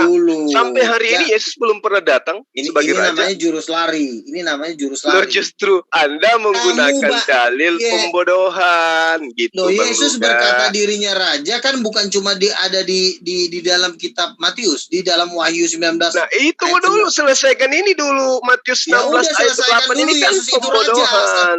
Bantah dulu Yesus itu raja. Raja di mana Yesus itu? Ada-ada aja Bang. Di mana dia pernah menjadi raja? Apa nama kerajaannya? Siapa prajuritnya? Masyarakatnya siapa aja? Penduduknya siapa aja? Aku berkata kepadamu, sesungguhnya di antara orang yang hadir di sini, artinya orang-orang yang hidup di zaman abad pertama. Jangan kamu menafsirkan sembarangan, itu kamu udah mau lari namanya. Tidak, itu makanya aku bilang. Kalau Anda sekarang saya tanya sama kamu ya, kenapa Yesus harus lahir di suku Yehuda? Coba jawab. Gimana? Kenapa Yesus harus lahir dari keturunan Daud? Ya, ini kan Mesias yang ditunggu-tunggu, bukan? Iya, kenapa dia harus lahir di Yehuda? Kenapa? Ya, walau-walau. Kenapa? Berarti kamu nggak bisa jawab, nggak tahu alasannya. Kamu nggak bisa menyimpulkan sesuatu tema kalau kamu nggak tahu ini dalil yang Anda angkat itu, untuk kalau semua Yesus sebagai Tuhan. Kamu justru itu makanya saya katakan. Alasan Yesus lahir di Yehuda aja kamu bilang Allahu a'lam. Bagaimana mungkin kamu bisa tahu siapa Yesus? Terus apa alasannya Yesus lahir di Yehuda menurut Anda? Silakan. Nah, kalau kayak gitu kan jawabnya enak. Pertama begini. Tapi hati-hati loh. Ya. Monggo. Lo harus punya pondasi untuk menyimpulkan siapa Yesus gitu loh. Kenapa Yesus harus lahir di Yehuda? Satu, Yehuda putra Yakub sudah dinubuatkan akan berkuasa atas seluruh bumi dan memegang tongkat kerajaan. Di mana itu dikatakan? Kejadian 49 ayat 10 itu sudah harga mati. Justru itu kejadian 49 ayat 10 itu sebelum yang punya hak datang untuk meraihnya. Coba Anda baca dengan baik-baik. Kejadian 49 itu. Ayo, tidak akan bergeser sebelum dia yang berhak datang untuk meraih daripada tongkat estafet kerajaan Yehuda itu. Coba Anda baca dengan baik-baik. Tongkat kerajaan tidak akan beranjak dari kaki Yehuda sebelum dia datang yang berhak atasnya, maka kepadanya akan takluk bangsa-bangsa. Nah, sekarang pertanyaan saya, kalau kejadian 49 ayat 10 ini sebelum dia yang datang menaklukkan bangsa-bangsa, Yesus menaklukkan bangsa mana aja? Menaklukkan Yahudi saja di abad pertama dia tidak sanggup. Jadi Anda nggak cocok menjadikan Yesus sebagai orang yang hadir dari suku Yehuda. Enggak, dalilnya jelas. Begini, di situ tidak dikatakan bahwa kerajaan itu akan beranjak dari Yehuda sampai dia yang datang. Dia yang datang ini Mesias, bukan jadi pindah ke Arab. Kau jangan salah nafsir. Di situ yang salah tafsir, karena Yesus tidak pernah menaklukkan bangsa-bangsa. Ayo. Begini, bangsa mana yang Yesus taklukkan? Ya, begini, yang dimaksudkan dengan menaklukkan bangsa-bangsa itu kita baca di Yesaya 9 dikatakan sebab bangsa-bangsa dinaungi oleh maut. Bangsa lah, makanya jangan sembarang ngomong ya. Ini kejadian 49 lah. Nih kejadian Yesaya 9. Hati-hati Bang Luga ngomong sama saya. Bangsa-bangsa ini ya. Nih. Aduh. Bang Luga minum vitamin dulu, Bang.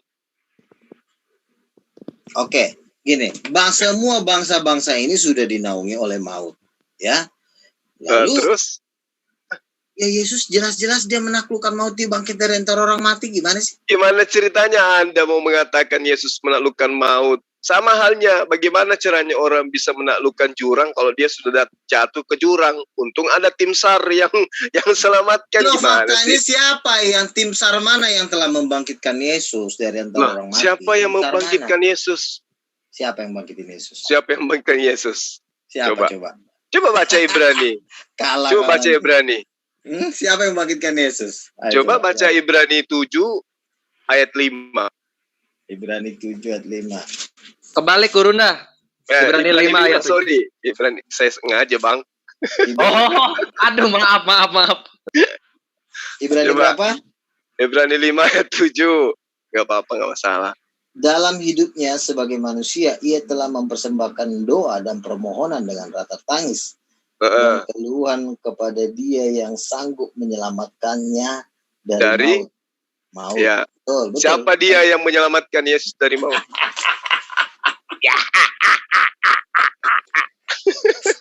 KO nih, skakmat langsung nih. Aduh, Jul, ilmu lo terlalu ini banget. Lo, siapa yang menyelamatkan Yesus dari maut? Siapa? Oh, kamu ketahuan. Siapa? Ayo, Bang Luga. Buka Roma 8. Roma 8 lagi. Ini dijawab dulu dong, Ibrani 5 ayat 7. Ya ini mau saya jawab. Jawaban Ibrani 5 ayat 7 itu ada di Roma 8 dan 11. Iya, Roma 8 lagi. Hati-hati Bang Luga dengan saya, Bang Luga. Hati-hati. Oke, saya bacakan ya. Yang menyelamatkan Yesus, yang membangkitkan Yesus dari antara orang mati adalah Roma 8 ayat 11 dikatakan, jika roh Dia yang telah membangkitkan Yesus dari antara orang mati diam di dalam kamu, maka Ia pun akan membangkitkan Kristus Yesus dari antara orang mati, akan menghidupkan juga tubuhmu yang fana oleh rohnya yang ada di dalam. Jadi yang membangkitkan Yesus dari antara orang mati menurut Muslim adalah Allah Subhanahu wa Ta'ala. Tetapi itu sangat salah, karena yang membangkitkan Yesus dari antara orang mati ternyata Roh Kudus. Berarti Yesus ada yang bangkitkan. Iya. Iya. membangkitkan Yesus itu adalah Roh Kudus, ya kan? Lalu pertanyaannya Roh Kudus ini siapa? Ternyata Roh Kudus adalah rohnya Yesus sendiri, berarti Yesus bangkit sendiri. Mati sendiri, bangkit sendiri. Makanya dengerin ya, dengerin. Tuhan itu jago matematika. Tuhan itu pintar banget, dia memutar-mutar supaya kamu nggak kepleset. Ternyata kamu kepleset nih si Jul ini. Ya kan?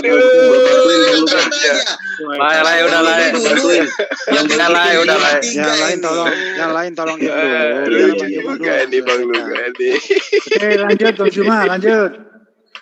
Jadi Yesus dibangkitkan oleh Roh Kudus. Nah, aku akan mengirim Roh Kudus yang diutus oleh Bapa. Roh Kudus tidak Roh Kudus tidak akan datang kalau aku tidak pergi. Sebab Roh Kudus tidak berkata-kata dari dirinya sendiri. Berarti di mana dalilnya? Roh Kudus adalah aku. Apa? Di mana dalilnya Roh Kudus adalah Yesus? Roh Kudus itu rohnya Yesus. Yohanes 14 ayat 26, Roh Kudus akan diutus Bapa dalam namaku. Artinya Roh Kudus diutus dalam nama Yesus. Artinya kalau tidak ada penyebutan di nama Yesus, Roh Kudus tidak bergerak. Ayo loh. Siapa yang membangkitkan Yesus? Siapa yang membangkitkan Yesus? Ya jelas. Roh jelas. Kudus. Yang membangkitkan Yesus Roh Kudus. Iya betul. Ya udah, selesai. Mana ayatnya di dalam Al-Quran? Mana ayatnya di dalam Al-Quran yang membangkitkan Yesus Roh Kudus? Ayo lo. Kok lari ke Al-Quran? Ayo. Kita ini kan ngomong jangan pakai kitab suci orang. Kita juga harus ditemukan oleh kitab suci agama kita. Biar deal, jangan ketakutan. Si Jul puji Tuhan, dia sudah hampir setengah masuk Kristen karena dia percaya bahwa yang membangkitkan Yesus adalah Roh Kudus. Nah sekarang tinggal klaim sepihak ya. Klaimnya Mas Juma bagaimana? Percaya nggak si Jul yang membangkitkan Yesus adalah Roh Kudus? Saya tanya, percaya nah dia? Itu kan klaimnya Mas Lugaon tadi mengatakan Mas Juma sudah separuh masuk Kristen. Sekarang klaimnya Mas Juma bagaimana? Enggak. Itu saya 50. Kalau Kristen itu disebut sebagai pengikut Yesus, saya dari dulu sudah Kristen. Tapi kalau dibilang penyembah Yesus, enggak lah, masa nyembah manusia gimana? Sekarang saya tanya, yang membangkitkan Yesus Roh Kudus bukan? Saya baru ngomong nih. Boleh saya titip satu ayat Bang Luga? Tolong buka Kisah Para Rasul 2 ayat 32. Tolong dibacakan pula. Kisah Para Rasul 2 32. Harus belajar lagi nih. Yang membangkitkan Yesus adalah Roh Kudus. Roh Kudus tidak akan datang sebelum aku pergi. Berarti Roh Kudus bukan aku. Belajar lagi Bang Luga, belajar. Kisah Para Rasul 2. Mana sih yang mau didengarin ini? Kisah Para Rasul 2 ayat itu. Sama ini, Mas Andi, apa yang mau dibicarakan? Tolong. Ya, Kisah Para Rasul 2 ayat 32 doang saya minta dibacakan. 2 ayat 32 saya bacakan ya, ayat 32. Yesus inilah yang dibangkitkan Allah dan telah kami semua adalah saksi. Betul. Allah ini kan gini, Yesus itu dibangkitkan oleh Allah itu sangat benar, tetapi ada tapinya. Allah yang mana dulu? Allah Roh Kudus atau Allah Subhanahu wa Ta'ala? Enggak peduli mau Allah Roh Kudus mau Allah Roh. Bisa dong. Yang membangkitkan Yesus itu Roh Kudus, bukan Allah Subhanahu wa Ta'ala. Iya. Di mana ceritanya Yesus membangkitkan dirinya sendiri, di mana? Yesus itu kan gini loh. Yesus itu kan kata-kata, ya kan firman kata-kata. Kok kata-kata Yesus itu manusia, Bang Luga. Iya, dengar dulu.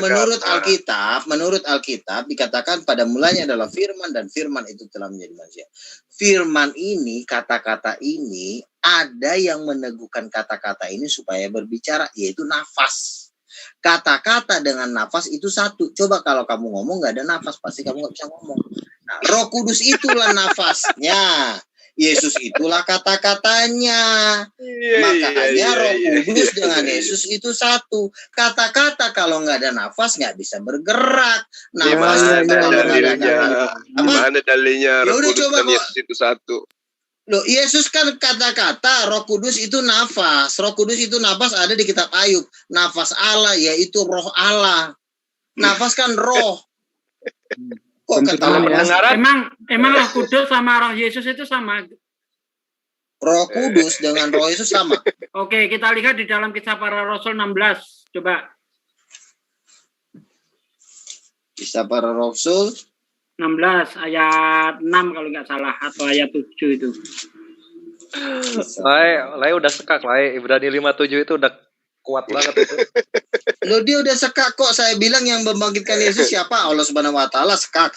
Karena yang membangkitkan Yesus adalah Roh Kudus. Yang membangkitkan Yesus itu Mbak Marijan, yang Mbak Erot, nggak peduli, yang pasti Yesus itu dibangkitkan. Iya, yang membangkitkan Yesus itu Roh Kudus. Kok Oke, ini tadi Luka Tambunan mengatakan Roh Yesus dan Roh Kudus itu sama, kita baca bareng-bareng. Mereka melintasi tanah Vergia dan tanah Galatia karena Roh Kudus mencegah mereka untuk memberitakan Injil di Asia. Dan setibanya di Misia, mereka mencoba masuk ke daerah Bitinia, tetapi Roh Yesus tidak mengizinkan mereka. Nah loh, Roh Kudus dan Roh Yesus berbeda. Ayat berapa tadi? Ayat berapa tadi? Kisah Para Rasul 16 ayat 6 ayat 7. Ntar saya bacain. Tadi belum 16 ayat 7 ya. Dari ayat 6 sampai 7. Saya bacakan ya. Mereka melintasi tanah Firgia, tanah Galatia karena Roh Kudus mencegah. Roh Kudus mencegah mereka untuk memberitakan Injil. Dan setibanya di Misia, tetapi Roh Yesus tidak mengizinkan mereka melintasi Misia. Mereka sampai ke Troas. Dia sama-sama mencegah kok. Berarti sama. Kan udah beda itu. Ada Roh Yesus, ada Roh Kudus. Aduh. Ya itu sama, itu cuma permainan kata-kata aja ya. Maksa banget ini. Aduh. Sekarang saya tanya, Roh Kudus bergerak atas nama siapa? Coba jawab, Sugi. Pokoknya itu beda dulu. Akui dulu itu Kamu beda. tanya dulu, Yohanes 14 ayat 6, Roh Kudus hanya bergerak jika di dalam nama Yesus. Berarti sama. Karena nama Yesus yang bisa menggerakkan Roh Kudus. Berarti Roh Kudus ini pun nggak bergerak kalau nggak ada nama Yesus. Ya, Berarti satu. Luka. Muter sih. Allah yang menggerakkan Roh Kudus. Makanya kan saya bilang. Ya, udah jelas ya. Dengerin ya. Saya pindah lagi. Tadi Roh Oke. Kudus dan Roh Yesus sudah beda. Ya. Ayo Mas Sugi, apa lagi nih? Saya mau ke Viral Sekarang- Indonesia, mau bikin reaction lagi. Oke, silakan nanti tak susul. Oke. Ya, jadi sudah jelas ya, yang membangkitkan Yesus dari antara orang mati, si Jul sudah salah jawab, dia bilang Allah, padahal salah, padahal Roh Kudus. Udah Dia mengatakan awal Nah, itu gini loh. Jadi siapa yang membangkitkan Yesus? Siapa yang- Ya, Itu siapa yang- yang membangkitkan Yesus. Yesus kan ini orang ya, bukan Pokemon ya. Nah, semua orang ini dibangkitkan oleh Roh. Sesuai dengan Wahyu 11 ayat 11. Coba dibuka deh Wahyu 11 ayat 11. Ini supaya Lai kelar gitu. Terus bisa itu dihilangin tuh yang di hidat. Penasaran banget gua. Wahyu 11 ayat 11 dibaca, Lai. Jangan ngupil, live. Wahyu 11 ayat 11. Kitabnya orang dipinjem-pinjemin si Ucok satu. Ya, kitab sendiri nggak dibaca gimana sih? Wahyu 11 ayat berapa? Katakan lucu juga nih Luka ini. 3,5 hari demikian, maka masuklah roh kehidupan dari Allah ke dalam mereka, sehingga mereka bangkit dan semua yang melihatnya menjadi sangat takut. Jelas nggak? Kenapa? Jelas nggak? Roh kehidupan dari Allah. Terus kenapa? Yang membangkitkan manusia itu roh kehidupan dari Allah. Bukan, salah kamu. Loh salah ya Roh ini. ku- Ya udah Roh ini Kudus. dijadiin bungkus kacang aja ini ayat ini. Bukan, Roh Kudus itu bisa memberikan kehidupan kepada manusia, makanya itu namanya sama seperti Tuhan mengembuskan nafasnya kan. Waktu Aduh, Tuhan masih kurang. Oke. Ya saya 26 ayat 19 dibuka. Ya saya 26 ayat 19. Bentar. Waktu Tuhan menciptakan Adam, dia meniupkan nafasnya ke mulutnya, maka Adam hidup. Berarti nafas Tuhan itu memberikan kehidupan. Nah, Roh Kudus itu adalah nafasnya Yesus. Kalau Makanya Yesus terserah mau Roh Kudus nafasnya Yesus, mau Roh Kudus ini adalah kukunya Yesus, terserah. Tapi roh kehidupan itu datang dari Allah, dan roh kehidupan ini bertugas untuk membangkitkan manusia. Iya, jadi Yesus itu tidak mungkin bangkit kalau tidak ada rohnya. Makanya dikatakan yang membangkitkan Yesus dari antara orang mati itu Roh Kudus. Gimana ceritanya Roh Kudus yang membangkitkan Yesus dari orang mati? Baca Matius 12 ayat 28. Matius 12 ayat 28 saya bacakan ya. Matius 12 ayat 28. Kisah para Rasul 19 ayat 2. Ya, nih, Matius 12 ayat 28. Tetapi jika aku mengusir setan dengan kuasa Roh Allah, maka sesungguhnya kerajaan Allah sudah datang kepadamu.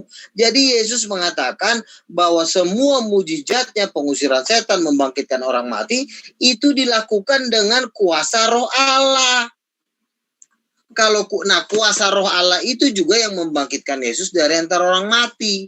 Lalu kuasa Roh Allah ya udah, kalau kuasa Roh Allah gitu loh. Iya, kuasa Roh Allah ini kata lain dari Roh Kudus. Lai pikirin nih, itu yang Ibrani 5 ayat 7 tuh ada frasa kayak begini. Diselamatkan. Sekarang posisinya begini. Masa juru selamat diselamatkan?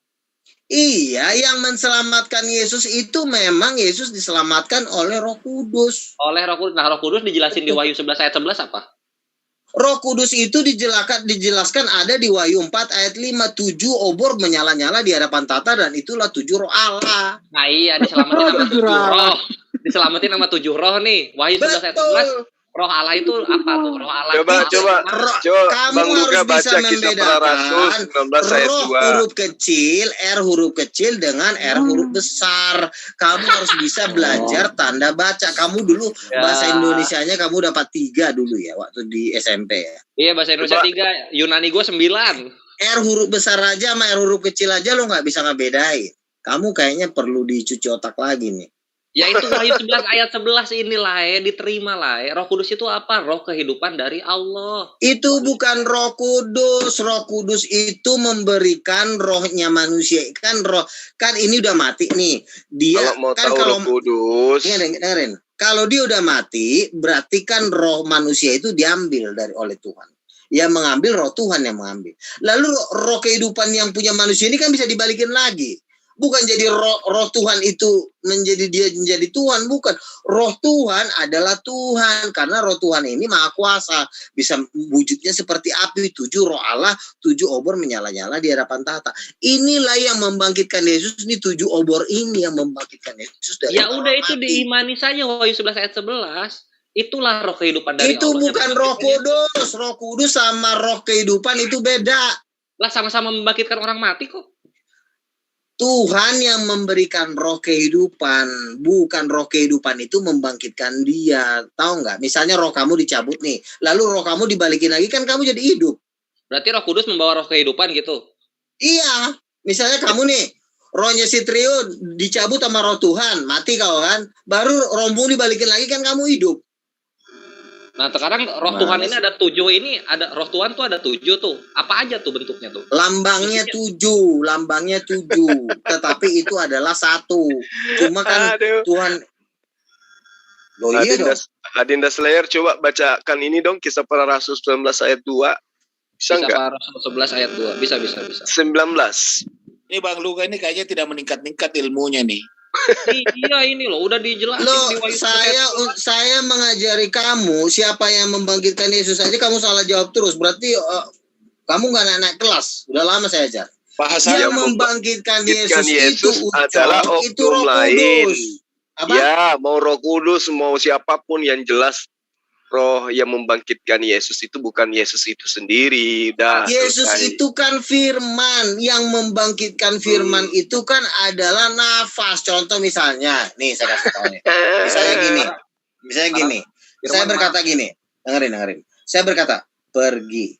Itu kan kata-kata tanpa nafas, tanpa kuasa. Lalu kata-kata dengan kuasa, pergi. Kan beda kan. Kata-kata dengan roh itu beda. Kalau kata-kata tanpa kuasa, pergi. Tapi kalau kata-kata dengan kuasa, pergi. Begitu kamu kok susah kali diajarin. Kenapa kamu jadi kayak tukang sayur? Saya herankan dengan Luka Tambunan ini gini loh. Sosokan kenal Roh Kudus, padahal para murid aja nggak pernah dengar nama Roh Kudus. Kenal aja enggak, kan gitu. Kisah para Roh Kudus aja wujudnya api aja kau nggak tahu. Wahyu 4 ayat 5 tuh Roh Kudus wujudnya api. Kutanya kau Roh Kudus wujudnya apa, pasti kau bilang aneh-aneh. Kalau Roh Kudus wujudnya api, padahal api ini iblis tercipta dari api loh kalau di dalam Islam ini. Iblis tercipta dari api, bukan iblisnya api. Berarti kalau tercipta dari api, berarti Tuhan yang kemuliaannya adalah api menciptakan malaikat. Kalau roti terbuat dari terigu, berarti itu terigu bukan roti ya? Loh, Tuhan itu kan kemuliaannya kan api. Kalau misalnya Tuhan memberikan kemuliaannya kepada para malaikatnya kan itu nggak salah-salah, nggak ada salahnya. Iya, terbuka api bukan berarti dari api ya, sama aja itu roti terbuat dari ini saya mendengarkan itu roti. 6 tahun yang lalu masih begitu aja. Loh, memang begitu, urusannya kan memang begitu. Wajarin kau yang membangkitkan Roh Kudus, yang membangkitkan Yesus Roh Kudus, kau malah lari mulu kau kepada Allah Subhanahu wa taala. Sudah kuajarin yang membangkitkan Roh Kudus itu adalah membangkitkan Yesus itu adalah Roh Kudus yang wujudnya api itu. Di mana sih ayatnya yang membangkitkan Yesus itu Roh Kudus itu di mana? Matius 12 ayat 28. Aku mengusir setan, membuat mujizat dengan kuasa Roh Allah. Berarti sama, roh kuasa yang sama itu juga yang membangkitkan Yesus. Berarti nggak bisa berarti sih. Berarti ya itu tadi berarti ayatnya tidak tertulis tapi dia. Oke, sekarang saya tanya, kuasa yang dipakai Yesus untuk membangkitkan orang mati sama nggak dengan kuasa waktu dia bangkit? Sama nggak? Tidak. Ya beda lah, orang mati gimana bisa ngomong. Yesus pakai kuasa membangkitkan. Cukup belum? Sebentar. Bang Loga. Ditanya dong. Bang Loga. Sebentar. Ya. Bang Loga, kan Yesus ini kan mati nih. Terus dibangkitkan oleh Roh Kudus. Waktu dia mati itu Roh Kudus di mana ya, Bang Loga? Roh Kudus itu ya tetap Tuhan di mana-mana. Enggak, Yesus mati, Bang Loga. Yesus mati, terus datang Roh Kudus bangkitkan dia. Nah, waktu dia mati itu Roh Kudus kemana? Kan misa dulu tuh. Iya, waktu Roh Kudus itu iya tetap dia di mana-mana kan, dia maha kuasa, dia maha hadir. Tapi nggak ikut ke kubur ya? Roh Kudus itu dia kan maha kuasa, jangankan kuburan, neraka aja tinggal di dalam dia. Neraka aja tinggal di dalam Roh Kudus. Roh Kudus itu kan neraka tinggal di dalam dia. Jadi semua seluruh alam semesta ini tinggal di dalam Roh Kudus kok, gimana sih? Jadi Roh Kudus ikut ke kubur sama Yesus 3 hari 3 malam gitu. Jangankan ikut ke kubur, kan gue bilang Roh Kudus itu tidak terbatas, dia ada di mana-mana. Contoh misalnya Luga Tambunan penuh Roh Kudus, lalu Yohanes Pembaptis penuh Roh Kudus juga, para nabi penuh Roh Kudus. Berarti Roh Kudus ada berapa? Roh Kudus itu tidak terbatas, maha kuasa dan maha hadir. Jadi ini kisah para Rasul 11, Gurunda. Tunggu dulu. Menurut Luka Tambunan yang Kisah membangkitkan para Rasul 19 ayat 2. Yang membangkitkan Yesus Roh Kudus. Menurut Yusuf Manubulu yang menyabet nyawa Yesus adalah iblis. 19. Gimana itu Luka? Yang menyambut nyawa Yesus. Iblis kata Yusuf Manubulu. Iya kan, yang membunuh Yesus itu kan tentara Romawi melalui suruhan iblis. Enggak, yang mencabut nyawa Yesus itu katanya iblis. Benar itu? Begini, membunuh tubuh itu iblis bisa, tapi kalau mencabut itu nggak bisa. Nah, tapi kata Yusuf Manubulu yang mencabut nyawa Yesus itu adalah iblis. Iya, mencabut nyawa Yesus maksudnya mencabut tubuhnya, yang membunuh Yesus kan disalib. Yang mencabut nyawa itu adalah iblis kata Manubulu. Gitu loh. Ya kalau memang iblis mencabut nyawa Yesus, lalu kenapa waktu Yesus bangkit kenapa nggak ditahan sama iblis? Ya kamu itu di sini tanya aja sama kamu. Yusuf Manubulu itu. Ya kamu mungkin salah dengar atau salah tafsir. Salah dengar nggak nih yang di sini nih yang pernah dengar itu? Agak benar Ustaz ngomong gitu. Benar. Memang gitu kok. Ya, Jadi intinya kan begini. kok Tuhan kalah sama iblis ya? Lae Luga Itu, nih cabut oke. bulu aja bingung. Satu-satu. Oke. Banyuma mau lanjut? Ya itu udah bahwa Yesus itu dibangkitkan, mau dia dibangkitkan oleh Pak RT, Pak RW, Pak Camat, yang pasti Yesus itu adalah orang mati yang pernah dibangkitkan oleh kekuatan dari Iya, luar yang ini. membangkitkan Yesus itu adalah Roh Kudus. Kamu nggak bisa Kagak bilang ada apa. ayatnya, kagak ada ayat. Matius 12 ayat 28 kamu baca, Yesus membuat mujizat. Nggak nyambung. Kok nggak nyambung sih? Udah ini ayat Roma 8 ayat 9. Roma 8 ayat 9. Ini dulu ini nih Kisah Para Rasul 19 ayat 2 itu. Coba baca. Apa tuh isinya? Oh, Gurunda gimana tuh? Ya, jadi ayat 2-nya daripada Kisah Para Rasul itu jelas sekali. Sudah Coba kamu kita menerima Roh lihat. Kudus, kami belum pernah menerima Roh Kudus. Oke. Murid-muridnya saja tidak tahu apa itu Roh Kudus. Berarti ajaran tentang Roh Kudus itu muncul belakangan. Jadi Siapa kalau Anda bilang nggak katakan tahu? bahwa Kok bilang sih? Siapa lah bilang? ini dalilnya ada gimana sih? Itu bukan 12 murid, itu kan orang-orang yang di luar sana yang belum ngerti Roh Kudus itu apa, namanya Siapa juga baru bilang? diajarin. Coba Anda baca Itu siapa coba? satu perikop ayat apa? Kisah Para Rasul 19 itu. Siapa coba. yang ngomong? Petrus yang ngomong. Ya, Petrus baca ngomong. aja satu perikop. Siapa murid-murid yang ada di situ coba? Di situ didapatnya beberapa orang murid. Iya, Petrus bukan. Ini Kisah Para Rasul Petrus yang ngomong ini. Ketika Apolos masih menjelajahi, didapatinya beberapa murid. Katanya kepada mereka, sudahkah kamu? Kan beberapa murid, artinya murid ini juga nggak dikatakan siapa. Nggak mungkin lah 12 murid Yesus. Ini murid siapa dong? Ini muridnya Pak Mukidi. Iya banyak lah murid-murid itu jutaan. Yesus aja bilang jadikanlah segala bangsa muridku kok. Muridnya jutaan tahun 1. Manusia udah jutaan. Tumbuhan orang Kristen sekarang 2,4 miliar bro. Iya itu. Iya orang Kristen emang rajin beranak orang Kristen. Muridnya Mukidi itu baru. Ya udah, intinya kamu sudah salah jawab. Kamu bilang yang membangkitkan Yesus Allah Subhanahu Wa Taala, ternyata yang membangkitkan Yesus Roh Kudus. Kamu Wahyu 11 ayat 11, roh kehidupan dari Allah. Roh kehidupan itu bukan Roh Kudus. Kamu jangan salah Terserah, lagi. pokoknya roh kehidupan Ya dari udah Allah ya itu terserah kamu membangkitkan juga. manusia. Intinya yang membangkitkan Yesus kita itu Roh Kudus. ini dia tadi Coba mengatakan roh kehidupan itu bukan Allah. Kita lihat aja Coba, di dalam kitab coba buka Kejadian 6 Kisah ayat Rasul 3. 1 ayat 8. Coba buka Kisah Rasul 1 ayat 8. Coba buka. Kisah Rasul 1 Yang ayat 8. penting yang membangkitkan Yesus bukan Yesus. Itu aja. Yesus nggak bangkit. Kisah 1 ayat 8 coba, Pak. Juru Coba selamat, baca. ada yang Kisah, nyelamatin. Ya. ya udah baca aja Kisah 1 ayat 8 kamu baca. Jadi kesimpulannya, Taruh Di. Kisah Rasul 1 ayat 8. Ini. Nah, ya. Tetapi kamu akan menerima kuasa.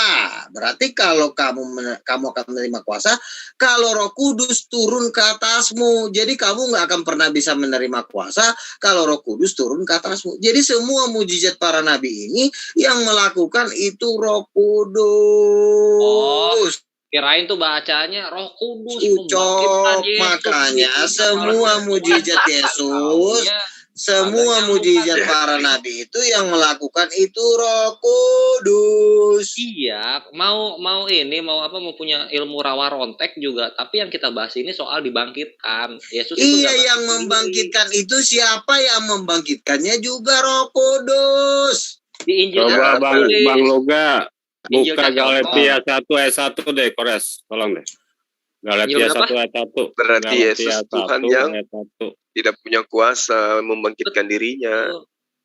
Iya kan saya bilang yang membangkitkan Yesus itu Roh Adalah Roh Kudus. Kudus. Lalu ditanya Ya lagi. udah, selesai. Berarti Iya, Yesus itu berarti dibangkitkan. salah. Roh Yesus itu kan firman dari Roh itu adalah Roh Kudus. Berarti kan satu. Yesus Bang dan Loga, Roh Kudus itu tolong satu. dibaca tuh. Asumsi. Sebentar. Galatia 1 ayat 1 tuh Sebentar, Bapak Bang. tuh yang bangkitkan. Dari Paulus seorang rasul Udah. bukan karena manusia juga bukan karena seorang manusia melainkan oleh Yesus dan Allah Bapa yang membangkitkan dia dari antara orang mati dan dari Saudara-saudara, iya nggak salah ayat ini. Roma 8 ayat 2 tulisan Paulus juga mengatakan jika roh yang membangkitkan dia Intinya antara Yesus mati. dibangkitkan sama oknum lain. Iya, yang membangkitkan Yesus itu adalah oknum Roh Kudus. Iya, Makanya oknum di luar daripada dirinya. Bapa, Firman, dan Roh Kudus itu ketiganya adalah satu. Kata-kata dengan nafas, Yesus adalah kata-kata, Roh Kudus adalah nafas. Nafas itulah yang menggerakkan kata-kata berbicara. Berarti nafas itulah yang menggerakkan Pendengaran Yesus. di mana pendengaran? Hah? Pendengaran di mana pendengaran? Pendengaran itu kan tubuh. Itu udah beda lagi hitungannya. Enggak, kalau tubuh kan kuping itu mah. Kalau tubuh kan kuping. Ya Pendengaran tubuh di dalam tubuh itu kan ada hidung, ada rambut, ada segala macam. Tetapi kan kalau Pendengaran misalnya sama nafas itu indera, Pak De. sekarang saya tanya, kalau rohmu nggak ada, kamu bisa dengar nggak? Pendengaran itu bukan badan. Kalau rohmu mati, kalau kamu meninggal, kamu bisa mendengar nggak? Roh kamu dicabut. Bisa. Bukan Misalnya- udah jelas tuh Galatia Misalnya 1, kamu udah mati tuh. nih, kamu mati kan berarti kan roh kamu nggak ada lagi. Masih bisa ngomong nggak? Bisa. Yang mati jasad, roh nggak mati. Yang saya tanya jasadmu masih bisa ngomong nggak kalau rohmu nggak ada? Ya Yesus aja yang dituhankan ketika rohnya dicabut nggak bisa ngapa-ngapain Yesus. Makanya pada waktu Diselamatin Yesus, loh, Ibrani 5 ayat 7. iya diselamatin oleh Roh Kudus, memang betul, Ucok, betul banget. Diselamatin dulu baru bisa makan ikan goreng gitu. Betul, itu sangat Kalau betul, diselamatin nggak bisa. Ucok Baba, itu sangat betul. Yang membangkitkan Yesus itu Roh Kudus. Iya, berarti Yohanes udah selesai. Tuhan kamu ini. Sudah selesai, Tompel. Sudah selesai. Dengerin ya. Kenapa Berarti Tuhan kamu Yesus itu kan Roh dibangkitkan sama oknum lain gitu loh. Iya betul, oknum ketiga Ini membangkitkan Tompel sama Ucok ini kok muncul lagi? Ini kemana Ucok sama Tompel ini? Mana ini Ucok sama Tompel ini? Ayo, kenapa? Yohanes 14 ayat 26 dikatakan Kasihan Roh ini Kudus sama turun Tompel ini. atas namaku. Berarti yang punya Roh Kudus Yesus, karena turun atas nama Yesus. Misalnya Pasti. Ini loh udah tertulis loh ini loh. Yohanes Dan 14 ayat orang 26 rasul, isinya bukan apa? kerabat Yohanes manusia, 14 ayat juga 26 isinya apa? Makanya lu jangan motong-motong ayat, nanti lu masuk neraka. Allah Yang motong-motong ayat dari tadi situ Bang Luga. Lo jelas-jelas Roh Kudus turun atas nama Yesus, lu nggak tampilin. Yang lu tampilin cuma comotan-comotan. Ini nih produk nyata Ali Imran 76 nih. Ini datang dari Allah gitu loh. Iya, makanya saya bilang ayat-ayat Alkitab itu berkaitan dengan satu dengan yang lain. Jangan kau copot ayat yang lain. Inilah supaya kelar nih, ya. Tuhan itu dibuat atau enggak? Tuhan itu dibuat enggak? Ya Tuhan itu tidak dibuat, makanya Yesus berkata Roh Kudus turun atas survei namaku. membuktikan apakah Tuhan tidak dibuat? Dibuat Ya, lah. dibuat itu dalam artian seperti apa? Kamu jangan salah nafsirin perkataan Petrus. Sebab Allah membuat Kristus menjadi Tuhan dan Kristus. Itu Nah, tidak Tuhan dibuat. Sekarang Tuhan bisa mati nggak? bisa. Yesus mati. Nah, kalau gitu bukan Tuhan dari awal. Kalau Nah, buktinya Yesus bangkit loh. Mau mati pun Yesus 20 kali, yang penting bangkit kan nggak ada gunanya kematian. kalau Tuhan mau Kematian mati tuh 1 detik juga udah gagal namanya.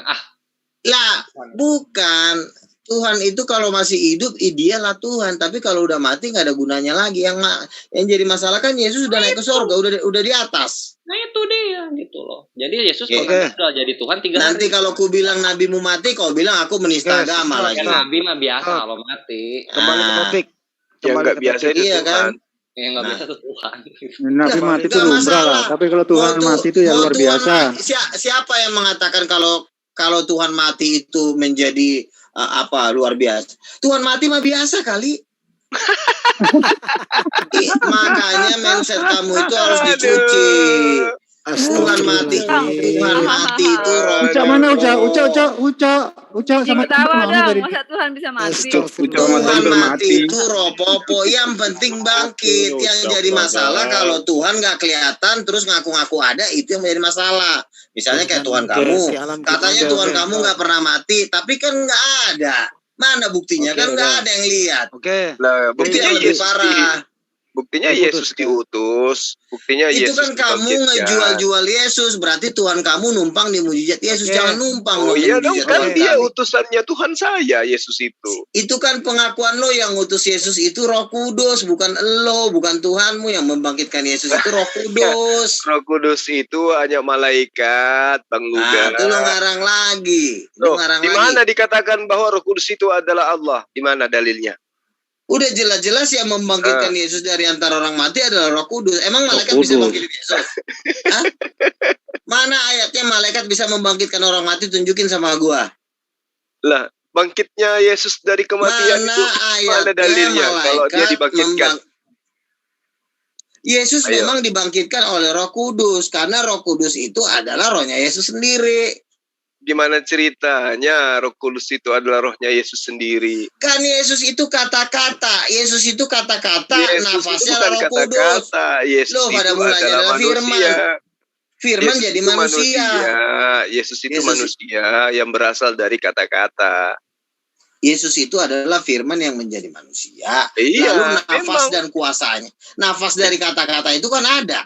Kata-kata itu kan nggak bisa berdiri sendiri. Kan harus ada nafas yang mendorong. Oh, Ada jadi roh Anda yang mengatakan bahwa Allah itu bernapas gitu. Oh iya dong. Gimana sih? Kau pikir batu? Yo, jadi Allah itu bernapas. Nih saya bacakan Ayub ayat 34 bahwa nafas dari Yang Maha Kuasa membuat aku hidup. Ya, terus dia mengatakan bahwa Allah itu bernapas mana? Ada nggak? Nih, pada waktu Tuhan menciptakan Adam, itu nafas ditiupkanlah nafas ke hidungnya Adam. Iya, Nafas siapa itu yang ditiupkan? Adam. Itu Adam. Yang saya tanya, mana dalilnya Tuhan itu bernapas? Ya udah jelas-jelas nafasnya ditiupin, masih lo tanya. Lama-lama stres nih anak nih. Di situ yang stres loh. Tuhan kok bernapas, gimana sih? Lu pikir Lalu kalau Tuhan nggak bernapas, berarti Tuhanmu batu. Loh, berarti coba Anda ingin mengatakan bahwa Tuhan itu makhluk. Dia butuh napas untuk hidup gitu. Begini, Tuhan itu adalah pribadi yang hidup. Dengerin, Tuhan itu adalah pribadi yang hidup. Makanya dia bisa mencintai. Iya, dia bisa bergerak. iya, Diam dulu. Yang membutuhkan napas supaya dia hidup itu makhluk. Siapa Kalau yang Tuhan, ngajarin kau ngomong kayak gitu? Siapa yang kalau ngajarin kau Tuhan ngomong itu kayak tidak gitu? butuh napas untuk hidup. Kenapa? Kau Karena dia sesat. maha hidup. Kau sesat. Dia yang Kau menghidupkan segala makhluknya dengan cara Kau meniupkan sangat roh sesat. ke dalam Makanya dirinya. dengerin Mana dulu dalilnya omongan Tuhan saya. itu bernapas? Dengerin dulu omongan saya. Hidup di mana? Tuhan Dalil di itu- mana? Lo jelas Tuhan punya roh, makanya disebut roh Allah. Iya, Rohnya Allah. roh Allah itu berarti roh ciptaan Allah. Bukan salah berarti besar roh itu, bukan berarti Tuhan itu punya roh sampai dia Sekarang hidup. saya tanya. Itu makhluk itu. Sekarang saya tanya, kuasa itu dari roh bukan? Kuasa itu dari Allah. Roh itu tidak bisa apa-apa, Bang Luga. Roh itu hanya satu dengerin ya. esensi yang diciptakan oleh Allah untuk menghidupkan makhluk. Sama Dengerin, seperti air, sama seperti udara. Begitu juga roh. Semua itu adalah ciptaan Tuhan. Untuk menghidupkan makhluk, Tuhan menggunakan roh. Untuk supaya hausnya makhluk hilang, Allah menggunakan air. Untuk kalau- supaya hidup bisa makhluk bisa hidup, Allah menggunakan nafas, Ya. udara. Sama. Jadi kalau roh itu sudah lepas dari raga, orang itu menjadi mayat. Kalau Allah lepas roh dari dirinya jadi mayat juga gitu. Nah, itu pemahaman pagan itu, Bang Luga. Tuhan itu tidak butuh roh untuk hidup. Gantian ya, gantian. Hanya makhluk yang butuh roh untuk hidup. Kalau Tuhan dia maha hidup, dia yang menciptakan kehidupan. Maka manusia itu hidup. Bukan dia juga memiliki roh supaya hidup. Itu makhluk itu. Itu Bang Luga. Makanya Tuhan itu disebut maha hidup. Artinya dia tidak butuh roh untuk hidup. Yang butuh roh untuk hidup itu makhluk. Itu. Makanya Yesus ketika dicabut rohnya mati dia. Kenapa? Karena dia adalah makhluk, bukan Tuhan. Lalu yang membangkitkan Yesus itu apa? Yang bisa membuat dia bergerak apa? Ya, roh kan? Itu jelas. Sama seperti Roh kan? Anda ketika iya, Kudus kan? Anda juga ketika nanti Anda mati, Anda bisa hidup kembali. Kenapa? Karena roh. Iya, roh saya dengan roh kamu beda nggak? Beda kan? Sama. Loh, Masa roh saya sama rohnya dia sama? Ngaco. Iya, lu nih orang. sama. Roh saya dengan rohmu itu sama. Buktinya kenapa lo ngelawan-lawan gua kalau roh kita sama? Sama-sama roh manusia. Sama-sama Iya, roh manusia itu beda. Iya. Sama-sama esensi yang digunakan oleh Allah untuk menghidupkan makhluk. Penyatuan antara jasad dan ruh melahirkan jiwa. Dari jiwa kemudian itulah berfungsinya akal. Seperti itu, Bang Luga. Oke. Nah, sekarang kamu diam ya. Sekarang saya ngomong ya.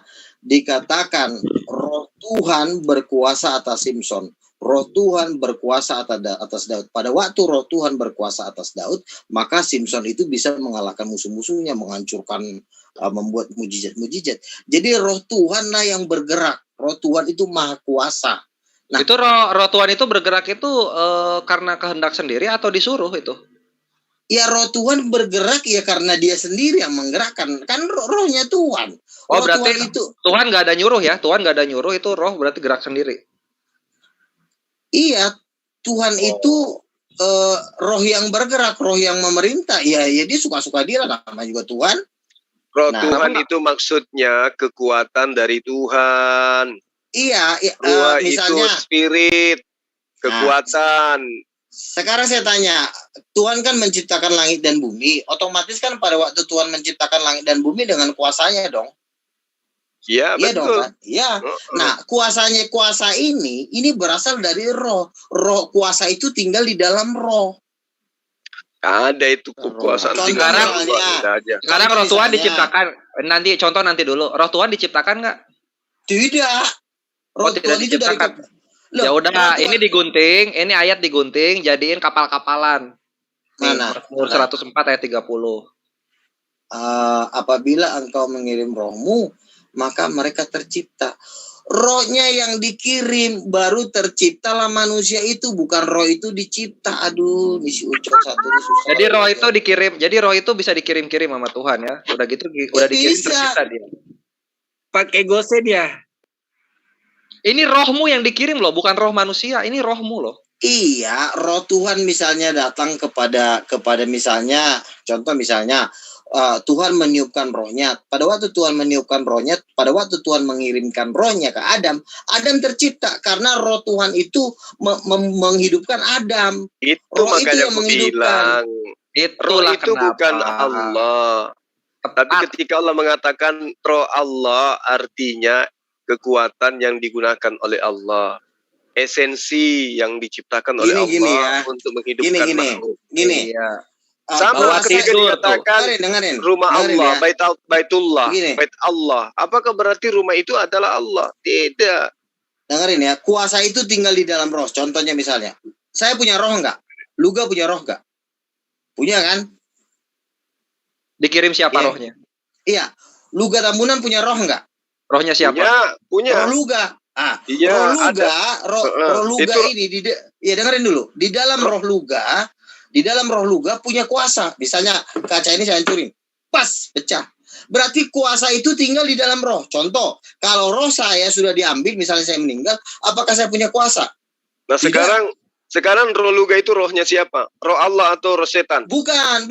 Rohnya Luga ya roh manusia, bukan roh Tuhan. Oh, salah kamu. Itu rohnya Luga itu roh Allah. Enak aja. Rohnya Luga datang dari batu. Dengerin. Jadi rohnya Luga itu rohnya siapa?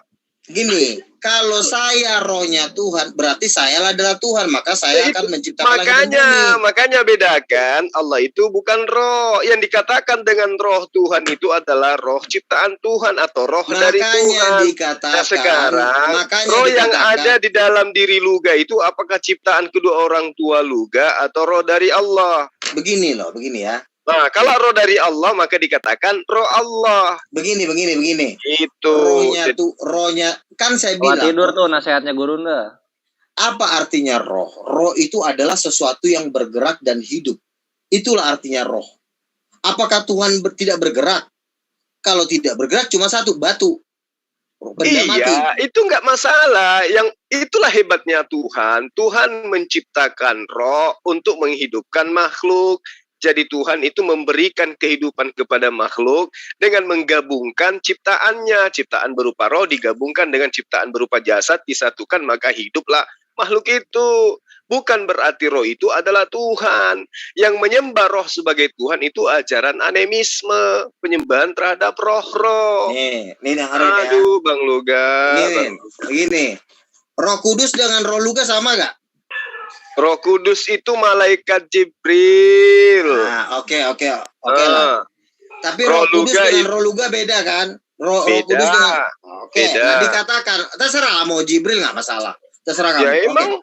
Iya terserah. Tetapi saya percaya Roh Kudus adalah Tuhan. Kenapa? Karena yang membangkitkan orang mati adalah Roh Kudus, yang mengusir setan adalah Roh Kudus, yang membuat semua tanda-tanda mujizat adalah Roh Kudus. Kalau Roh Kudus adalah Jibril, ya saya sembah si Jibril lah. Susah amat. Sekarang ada itu Roh Kudus membangkitkan kagak ada. Sekarang lu gak bisa ngusir setan. Karena ada Roh Kudus. Nah, saya bisa ngusir berarti setan. Luga ini sekarang Tuhan karena ada Roh Kudus pada diri Luga. Begini, Luga kerasukan Tuhan. Kita diurapi nah, saya Roh tanya Kudus. yang jujur. Memang betul. Ya, jadi namanya. Luga sekarang kerasukan Tuhan. Bukan, Roh Kudus itu masuk bersatu dengan kita, bukan berarti kita jadi Tuhan. Roh saya dengan Roh sekarang Tuhan gini, bersatu. sekarang gini, saya tanya sama Anda, tubuh Yesus yang adalah manusia itu Tuhan atau bukan? Ya tubuhnya Tuhan namanya. Tubuhnya. Tuhan. Tubuh berarti, Tuhan karena di dalam. Berarti Tuhan pernah nete? Pernah. Bagus kalau gitu. Berarti ada salahnya, Tuhan ada salahnya. Tuhan pernah dilahirkan. Enggak ada yang salah di situ, justru bagus malah. Keren. Apa bedanya sama Zeus lah? Apa bedanya sama Odin? Makanya saya katakan Tuhan paling ganteng di bumi ini adalah Tuhan kami. Tuhanmu nggak kelihatan. Mana ada di filmnya aja kalah sama Thor gantengnya itu. Yang terlihat itulah yang paling ngeri. Dikatakan maha indah karena terlihat. Kamu nggak bisa dikatakan indah kalau kamu nggak bisa dilihat. Makanya Tuhan yang paling ganteng, Tuhan yang paling maha indah itu cuma Yesus. Jubahnya lebih ganteng Tuhan kami karena Tuhan kami yang menciptakan Tuhanmu yang kamu katakan Tuhan itu. Iya, menciptakan Yesus juga nggak masalah. Tapi kalau nggak kelihatan semua nggak ada gunanya, nggak ada yang bisa buktiin. Nggak perlu dilihat. Makanya karena sudah kelihatan bahwa melalui ciptaannya Tuhan itu bisa dilihat. Sangat tolol lah Tuhan itu apabila dia tidak terlihat. Nah sekarang akal Anda bisa Anda lihat. Apanya? Akal Anda bisa lihat. Tapi kan akal saya masih punya tempat, namanya kepala. Nah Tuhanmu nggak ada tempatnya. Tempatnya di mana? Nggak tahu. Gimana sih? Loh, aduh.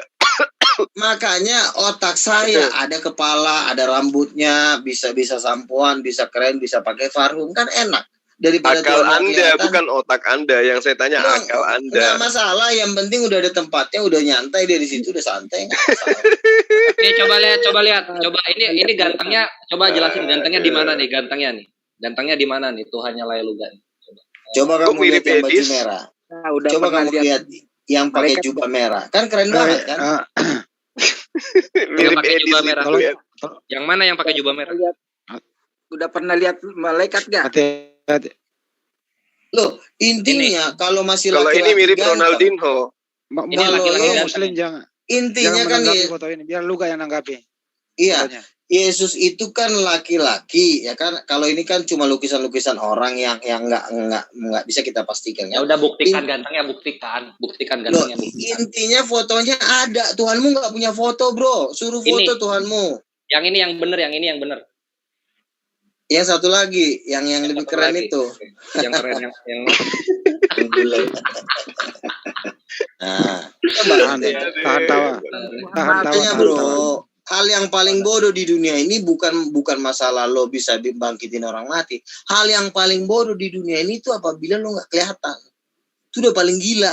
Sebentar ini posisinya kalau yang kelihatan itu pasti bukan kayak Tuhan. 1, 2, 3, 4, 5. Justru kalau Tuhan lo nggak kelihatan, siapa yang tahu kalau dia Tuhan? Nggak ada yang tahu. Kalau yang gitu kelihatan tahu itu yang benar yang mana? Coba bayangkan.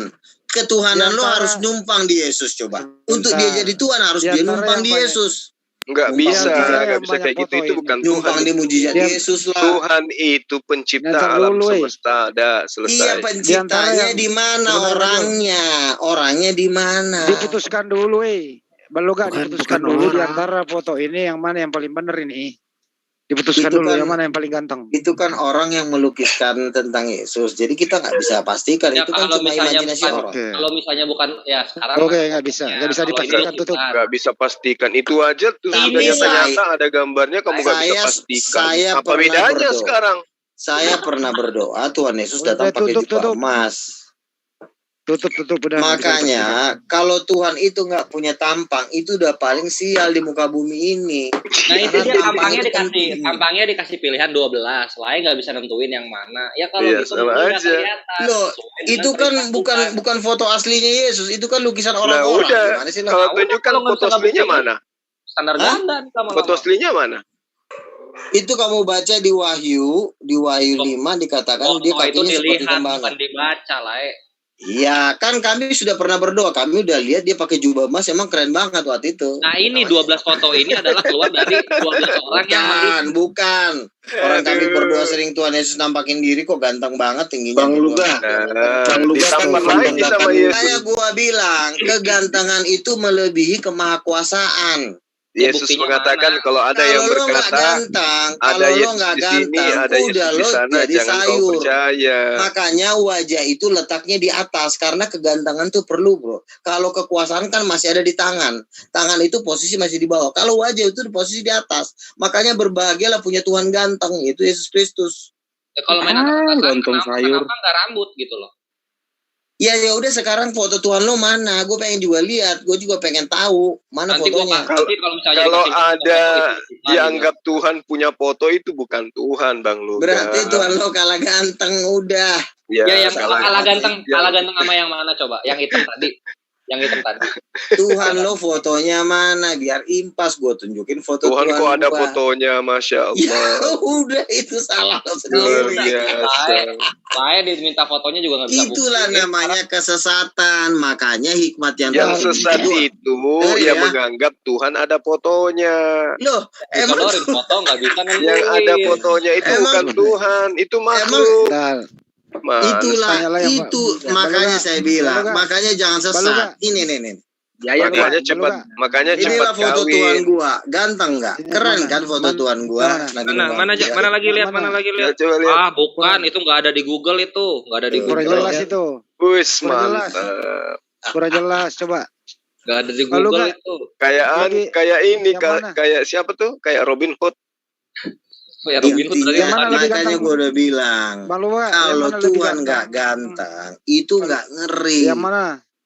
Ganteng yang mana Bang Luga daripada Yesus? Oh, ganteng Yesus dong. Ganteng Yesus dong. Gimana sih? Ya. Oke. Kirain kepala dan rambutnya ganteng lu. Tuhan yang Maha Agung, Tuhan yang Maha Suci itu bukan Tuhan yang bisa dilihat. Salah besar loh. Kalau Tuhan nggak kelihatan gimana kita mau bisa ngomong? Kita juga nggak pernah lihat. Tidak sesuai. Gimana mau? Oke, saya mute biar tertib ya. Silakan Mas Zuma dibuka. Orang Yesus pernah ngomong kok kamu nggak pernah bisa melihat Tuhan, Bang Luga? Iya, Yesus mengatakan kamu tidak akan pernah bisa melihat Tuhan karena tidak ada yang bisa hidup melihat Tuhan. Sekarang malah Luga menceritakan Tuhannya kelihatan, yaitu Yesus. Mana ceritanya sementara Yesus sendiri mengatakan dirinya bukan Tuhan. Jadi yang benar yang mana ini yang mau dipercaya? Yesus apa Luga nih? Mic-nya dibuka, Luga. Tidak ada seorang pun yang tetapi Tuhan itu sudah menyatakan dirinya. Jadi dia menunjukkan kegantengannya pada waktu Yesus datang. Ya, menyatakan dirinya itu maksudnya dia menyatakan bahwa Tuhan itu ada. Dia menciptakan alam semesta ini. Dikatakan di Ibrani, ia adalah gambar Allah yang dari tidak kelihatan. Makanya Tuhan itu wajib kelihatan. Karena nggak kelihatan, coba lo misalnya, gue punya pacarnya nggak pernah gue lihat fotonya, pacarnya dan dia nggak pernah ada. Gimana gue bisa kawin? Dengan pacar gimana sih? Gurunda ini kocak banget, tidak kelihatan dibilang wajib kelihatan. Dengerin, kita ini kan manusia, kita bukan hantu. Kecuali kalau kita hantu, kita nggak perlu butuh Tuhan kelihatan karena kamu adalah hantu. Nah udah jelas-jelas ganteng-ganteng begini ya butuh juga Tuhan yang kelihatan. Ya ampun. Sebodoh itu kah Bang Luga? Harus Justru melihat itu. Tuhan, Jadi Anda mengakui bahwa Tuhan itu tidak ada sekiranya dia tidak menampakkan diri gitu. Kalau Tuhan tidak menampakkan dirinya dan dia tidak menyatakan dirinya, dia tidak boleh dipercaya, nggak ada gunanya. Contoh sekarang gini, Anda percaya bahwa akal Anda itu ada. Pernah enggak akal Anda itu menampakkan diri? Bang Jul, manusia ini sudah disetting Tuhan untuk berhadapan dengan hal-hal yang nyata. Kecuali kamu disetting jadi hantu, makanya kamu nggak butuh Tuhan yang kelihatan, karena kamu hantu. Tetapi karena kita ini manusia, punya mata yang bisa hanya berhubungan dengan kontak fisik, wajib Tuhan hukumnya harus jadi manusia supaya bisa ngobrol. Kita bisa tahu. Coba kalau Tuhan nggak kelihatan, semua juga nanti akan jadi ngaku Tuhan. Nanti ada setan lewat, dia bilang ngaku Tuhan, kau percaya. Nanti ada si Ucok lewat, nggak kelihatan, kamu percaya. Itulah resikonya. Justru sekarang Anda itulah resikonya kalau Tuhan nggak punya kelihatan. Datang nanti monyet lewat ngaku Tuhan, kau percaya. Datang si Ucok lewat. Ya, begini. Makanya Tuhan Luga ini lebih pintar tukang pabrik HP sih. Orang yang bikin HP itu tidak perlu untuk menampakkan dirinya. Ini loh, aku sang pembuat HP, enggak. Cukup membuat. Iya, tetapi kan yang punya HP kan masih ada namanya. Yang punya Facebook aja ada si Mark Zuckerberg, orangnya tiap hari nongol di TV. Saya nggak pernah nampak. Ya salah lo sendiri, lo cari dong. Nggak pernah tahu, tapi saya ya lo cari dong di Jepang ada. Ya, tapi begini lo, jangan bawa nama-nama Ucok, kasihan Ucok ini. Dari tadi Ucok di bawah. Nah, tambah mana tambah ini? Yesus sendiri yang mengatakan bahwa Bapa tidak bisa terlihat. Iya, Bapa itu tidak bisa terlihat, tetapi anaknya sudah menyatakan dirinya. Iya, Yesus telah menyatakan bahwa Allah itu seperti ini dan seperti itu. Memang benar. Iya, Yesus mengajarkan, Musa mengajarkan, Abraham mengajarkan, Daud Salomo mengajarkan tentang Tuhan. Tetapi dia tidak pernah mengajarkan Tuhan itu adalah seperti yang diimani oleh Bang Luga, bahwa Tuhan itu harus nampak seperti manusia. Itu ajaran pagan itu yang kayak Iya, kalau Tuhan coba ya. Saya tambahin boleh ya? Silakan. Enggak, saya tambahin sedikit, dengerin saya juga. Silakan kamu lihat di screen saya ya. Kami kan punya umat Islam. Punya patokan, lihatlah di share ya. Nih, ya. Jadi kamu ini sama seperti zaman Rasul dulu, orang-orang gila, orang goblok, orang kafir ya. Menurut kitab suci saya nih, ya harus hormati lah ya, gitu. Dan orang-orang yang tidak mengetahui berkata, jadi kamu tuh orang goblok, akan berkata, mengapa Allah tidak berbicara dengan kita? Nah kamu tuh minta kan, supaya Allah berbicara dengan kamu gitu loh. Atau datang tanda-tanda kuasanya kepada kita. Jadi kamu tuh ingin, seperti orang-orang goblok zaman dulu ya sepertinya ketemu dengan Tuhan. Ya, demikian pula orang-orang sebelum mereka. Nah, seperti saya bilang tadi, di zaman Rasul kami, Nabi Muhammad tuh ada orang-orang koplok konyol seperti kamu ingin ya, dan hari ini ada orang seperti kamu. Dan ayat ini terbukti hari ini enggak? Ya, demikian pula orang yang sebelum mereka telah berkata seperti ucapan mereka itu, hati mereka serupa. Jadi kegoblokan, ketololan, kebegoan kamu itu serupa di zaman orang-orang kafir zaman Rasul dulu, enggak? Menurut Quran kami ya. Ini orangnya hari ini ada, ya kamu yang goblok gitu. Kalau saya katakan ya. Maaf, tidak maksud ini. Hati mereka serupa, sesungguhnya itulah kami jelaskan tanda kekuasaan kami kepada orang yang yakin. Jadi kami ini yakin Tuhan itu nggak perlu dilihat. Ada pun orang yang meminta. Cuma kamu nggak bisa membuktikannya. Kamu nggak bisa membuktikannya. Saya nggak ngomong banyak. Ini ayat saya, ini Quran saya, ya bahasa Qurannya ada tuh. Ini ayat ini ternyata terbukti hari ini. Ada siapa makhluknya? Ya kamu gitu loh. Orang yang goblok, tolol, bego, ngaku-ngaku orang hebat gitu kan. Tapi kalimatnya sama seperti zaman Rasul dulu kami. Ini ayatnya. Terlepas kamu percaya silahkan. Tapi kami melihat subhanallah, alhamdulillah, maha benar Allah dan segala firman-Nya. Bahwa kegoblokan kamu itu ada dan terbukti dalam Quran kami. Yang tercipta sekian ratus tahun ke belakang gitu loh. Udah itu aja saya makasih banyak. Dilanjut teman. Iya, tetap Tuhanmu nggak bisa tetap nggak bisa dibuktiin. Kan dia di langit nggak tahu alam siapa semesta yang ini ada, Bang Luga. Alam bukti bahwa Tuhan itu ada. Siapa yang ciptakan? Dengerin, siapa yang ciptakan alam semesta ini? Yesus yang ciptain. Nah, Jelas kan? Yesusnya ada. Kalau Tuhanmu nggak ada. Yesus sendiri mengatakan di dalam Yohanes 5 ayat 37. Bapa yang mengutus aku, dia yang bersaksi tentang aku, kamu tidak pernah mendengar suaranya, rupanya pun tidak pernah kamu lihat. Itu pernyataan Yesus, makanya percayalah nanti kalau Yesus. saya katakan bahwa Bapa di sorga itu bukan Tuhanmu kan lebih parah lagi nanti. Ya mau Anda sebut Bapak, mau Anda sebut Ibu, yang jelas Tuhan kami adalah Tuhan pencipta alam semesta ini. Iya, yang tetapi kan oleh Yesus buktinya nggak ada buktinya. Gimana ceritanya mau dibuktikan? Lu mau lihat kayak Tuhan kamu itu ditangkap, diseret gitu. Wajib nggak bisa loh, ini pernyataan Yesus. Bapak yang mengutus aku, dia yang bersaksi. Bukti Allah itu ada, bisa dibuktikan. Buktinya apa? Allah mampu mempermalukan Tuhannya Luka. Contoh begini, di dalam surah Al-Quran Al-Alaq, mana buktinya bahwa manusia itu diciptakan dari segumpal darah, dan itu sesuai dengan ilmu pengetahuan. Tapi menurut kitabnya Luka di dalam kitab Ayub 10 ayat 10, manusia itu diciptakan di dalam rahim itu seperti susu dan dibekukan seperti keju, sabun tangan. Penciptaan manusia.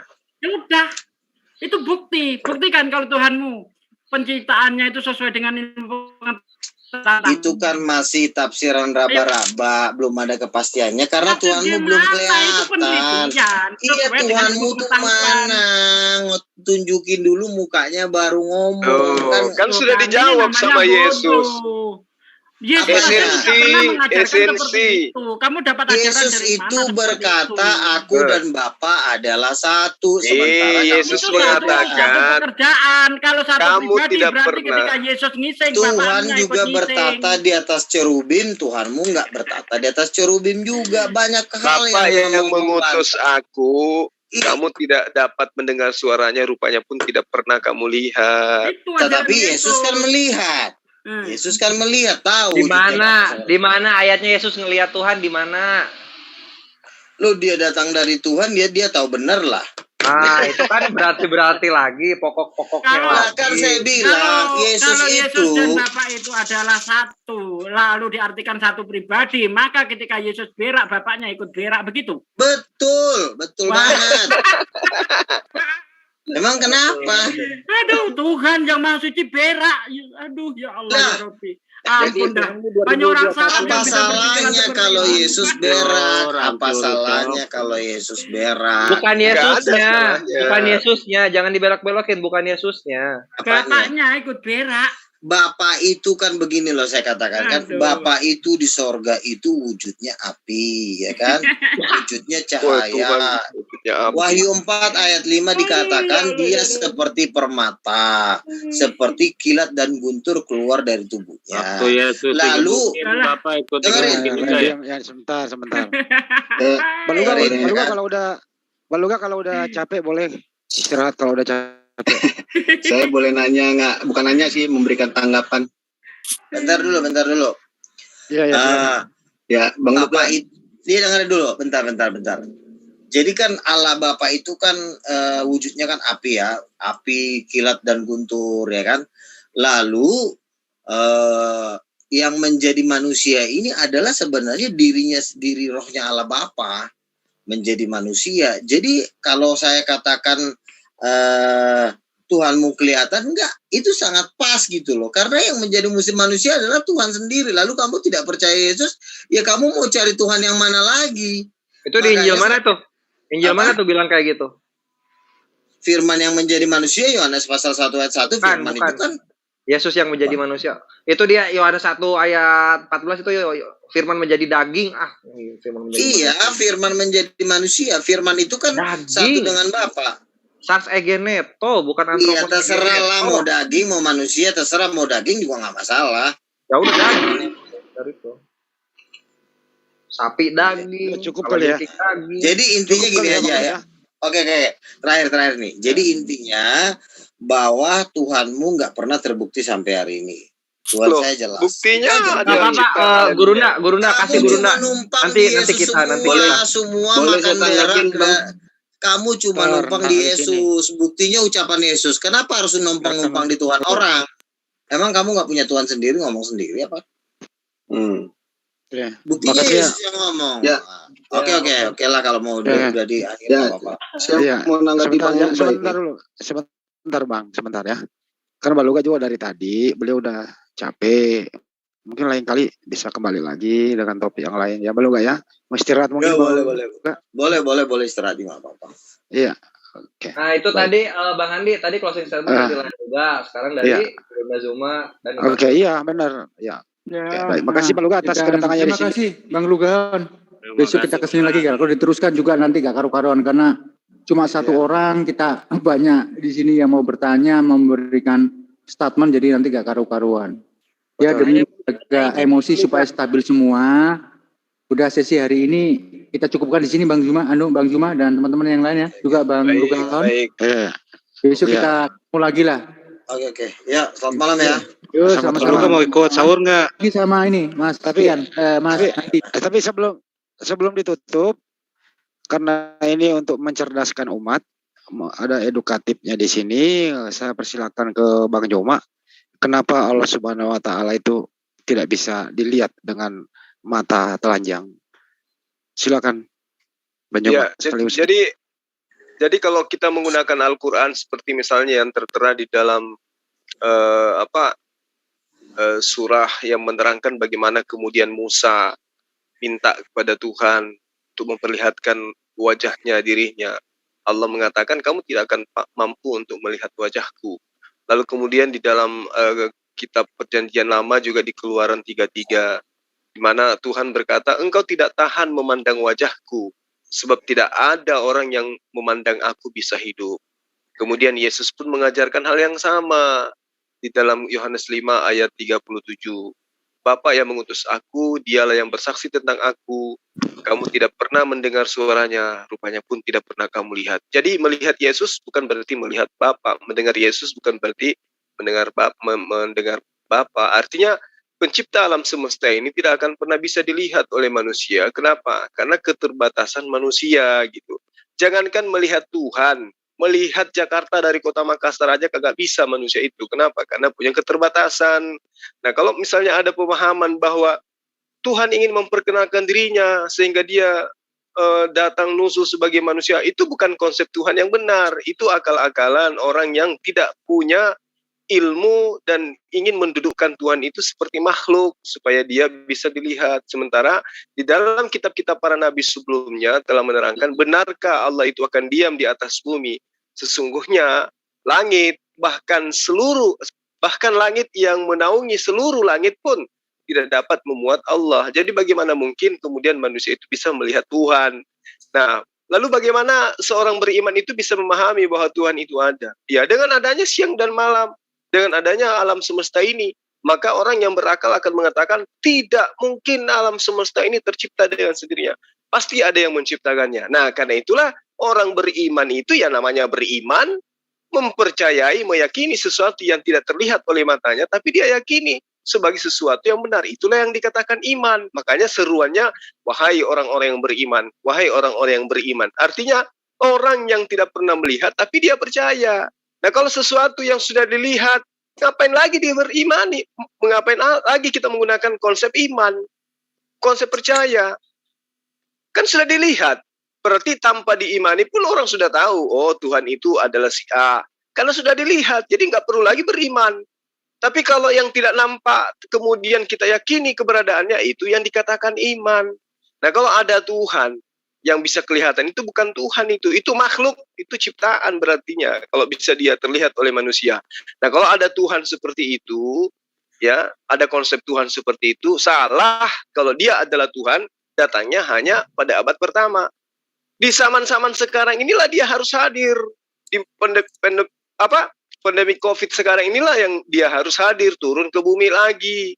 Entah itu dia jadi perempuan, entah jadi laki-laki, turun lagi ngopi bareng sama kita untuk mengusir COVID-19. Kalau memang betul Tuhan itu seperti itu konsepnya. Tapi tidak, Tuhan itu tidak seperti itu. Kalau dikatakan Tuhan itu maha adil, tapi hadirnya hanya di abad pertama. Kenapa tidak hadir di abad sekarang ini? Jadi kalau misalnya orang yang hidup di abad sekarang ini masuk ke neraka, itu tidak adil. Kenapa? Karena dulu orang-orang masuk surga wajar, karena dia pernah duduk bersama. Jadi orang percaya, oh Tuhan itu pernah hidup di abad pertama. Jadi orang-orang pada abad pertama beriman, wajar. Sekarang Tuhan tidak pernah datang, makanya kami tidak beriman. Lalu kami dimasukkan neraka, protes dong kita. Tapi tidak seperti itu konsepnya. Tuhan itu memperkenalkan diri kepada para nabi. Para nabi kemudian mengajarkan konsep ketuhanan itu kepada umatnya. Makanya dikatakan, aku menyatakan diri kepada Abraham, Ishak, dan Yakub. Menyatakan diri maksudnya apa? Menyatakan bahwa sang pencipta alam semesta itu ada. Alam ini tidak tercipta dengan sendirinya, tapi manusia tidak dapat melihatnya karena dimensinya berbeda. Satu dimensi pencipta, yang satu dimensi ciptaan, berbeda. Alam pencipta dengan alam ciptaan itu beda-beda. Jangankan kita dengan sang pencipta, kita dengan malaikat aja kagak bisa. Karena itulah kemudian kalau ada orang yang mengada-adakan Tuhan, itu ajaran pagan. Tuhan yang sesungguhnya itu, menurut Yesus, tidak bisa didengar suaranya, rupanya pun tidak bisa kamu lihat. Nah, untuk mengakui dan meyakini bahwa Tuhan itu ada, diperlukan iman dan akal. Demikian. Baik, terima kasih. Aku cuma satu aja, Mas Andi ya. Saya mau ngomong. Yang jadi pertanyaan saya ini cuma dua sebenarnya. Kemana Kak Ucok sama Tompel ini? Dari tadi ini Ucok ini, mana sih Ucok ini? Lagi ke rumah si Baba, Pak. Oke. Baik. Oke, sebelum ditutup, mungkin Ustadz ini Pak, Ustadz siapa? Lupa lagi ya. Sugi, ada yang mau disampaikan terakhir? Ada Hidayat. Tutup. Saya ada Bang, dikit Bang. Monggo Bang, 1 menit. Enggak, saya cuma menanggapi saja, itu kan Luga membanggakan bahwa Tuhannya hadir dan bisa dilihat. Tapi tadi ketika dikasih 12 foto itu dia tidak bisa memastikan satu yang mana tuh yang Tuhannya yang benar gambarnya. Jadi menurut saya itu mustahil juga sekarang, nggak bisa dipakai itu dalil. Yang kedua, tadi Luga mengatakan bahwa Yesus itu punya Roh Kudus. Rohnya Yesus itu Roh Kudus. Kemudian Luga juga mengakui bahwa dirinya punya Roh Kudus. Berarti sebenarnya dia juga sama kayak Yesus, badan manusia tapi punya Roh Kudus. Maksud saya ini logika-logika yang tidak bertanggung jawab nih. Artinya dia tidak memikirkan konsekuensi logis dari statement untuk membantah. Jadi ketika membantah lawan bicara itu dipakai aja dalil yang ada gitu, yang ada di otaknya ketika itu. Tapi dia nggak mikir apa akibat dari konsekuensi perkataannya itu. Ada kontradiksi di situ gitu loh. Ini yang paling sering terjadi. Jadi untuk yang lain saya rasa janganlah begitu, kalau berdebat itu pikirkan konsekuensi selanjutnya gitu. Itu aja Bang. Ini bagus ini bahasanya. Siapa nih tadi yang bicara? Iya, Bang Slayer. Sering ketemu kan? Afan. Mumtaz bahasanya. Iya emang itu struktur argumentasinya kacau ya. Saya suka bahasa. Oke, baik. Oke. Belum ditutup apa gimana? Baik. Terima kasih. Boleh saya satu kata, 2 kata? Saya tutup dulu. Saya soalnya mau reaksi juga nih. Untuk Iwan Villa yang ada di live comment YouTube, di channel Julfikar Official, Julkifli MA Bas Official, Bang Iwan, Bang Ian YCC, Elinda YCC, Basin, Penegak Islam, salam akal sehat. Saya ucapkan terima kasih dan wabillahi taufiq wal hidayah. Wassalamualaikum warahmatullahi wabarakatuh. Waalaikumsalam warahmatullahi wabarakatuh. Silakan Peta Lempu. Saya cuma mau katakan tadi bahwa ilmunya Luga Tambunan tidak bertambah-tambah, makin semerosot. Saya mendengarkan 6 tahun yang lalu masih begitu-begitu saja. Itu saja. Oke, makasih. Saya undang Pak Luga ke sini itu buat hiburan sebenarnya ya, buat hiburan. Jadi semoga malam ini, kali ini udah nggak live, semoga malam ini saudara-saudara di sini terhibur. Semoga. Ya, satu lagi ya, jangan sampai saling tindes suara kita. Karena apa? Semakin banyak yang ngomong, nanti netizen itu bingung mendengarkan. Ini juga buat apa ya? Tanpa kita mengontor dengan argumen yang sangat tinggi, cukup dengan dibalik-balikan aja sudah mencerahkan kita semua. Artinya dakwah kita sudah mulai berjalan bahwa itulah sesungguhnya pemahaman mereka yang menuhankan manusia. sampai membandingkan harus Tuhan itu menjadi seorang makhluk yang bisa dilihat. Nah ini kan ngawur. Ucok mana Ucok tadi? Ucok? Ucok. Mana lagi Ucok?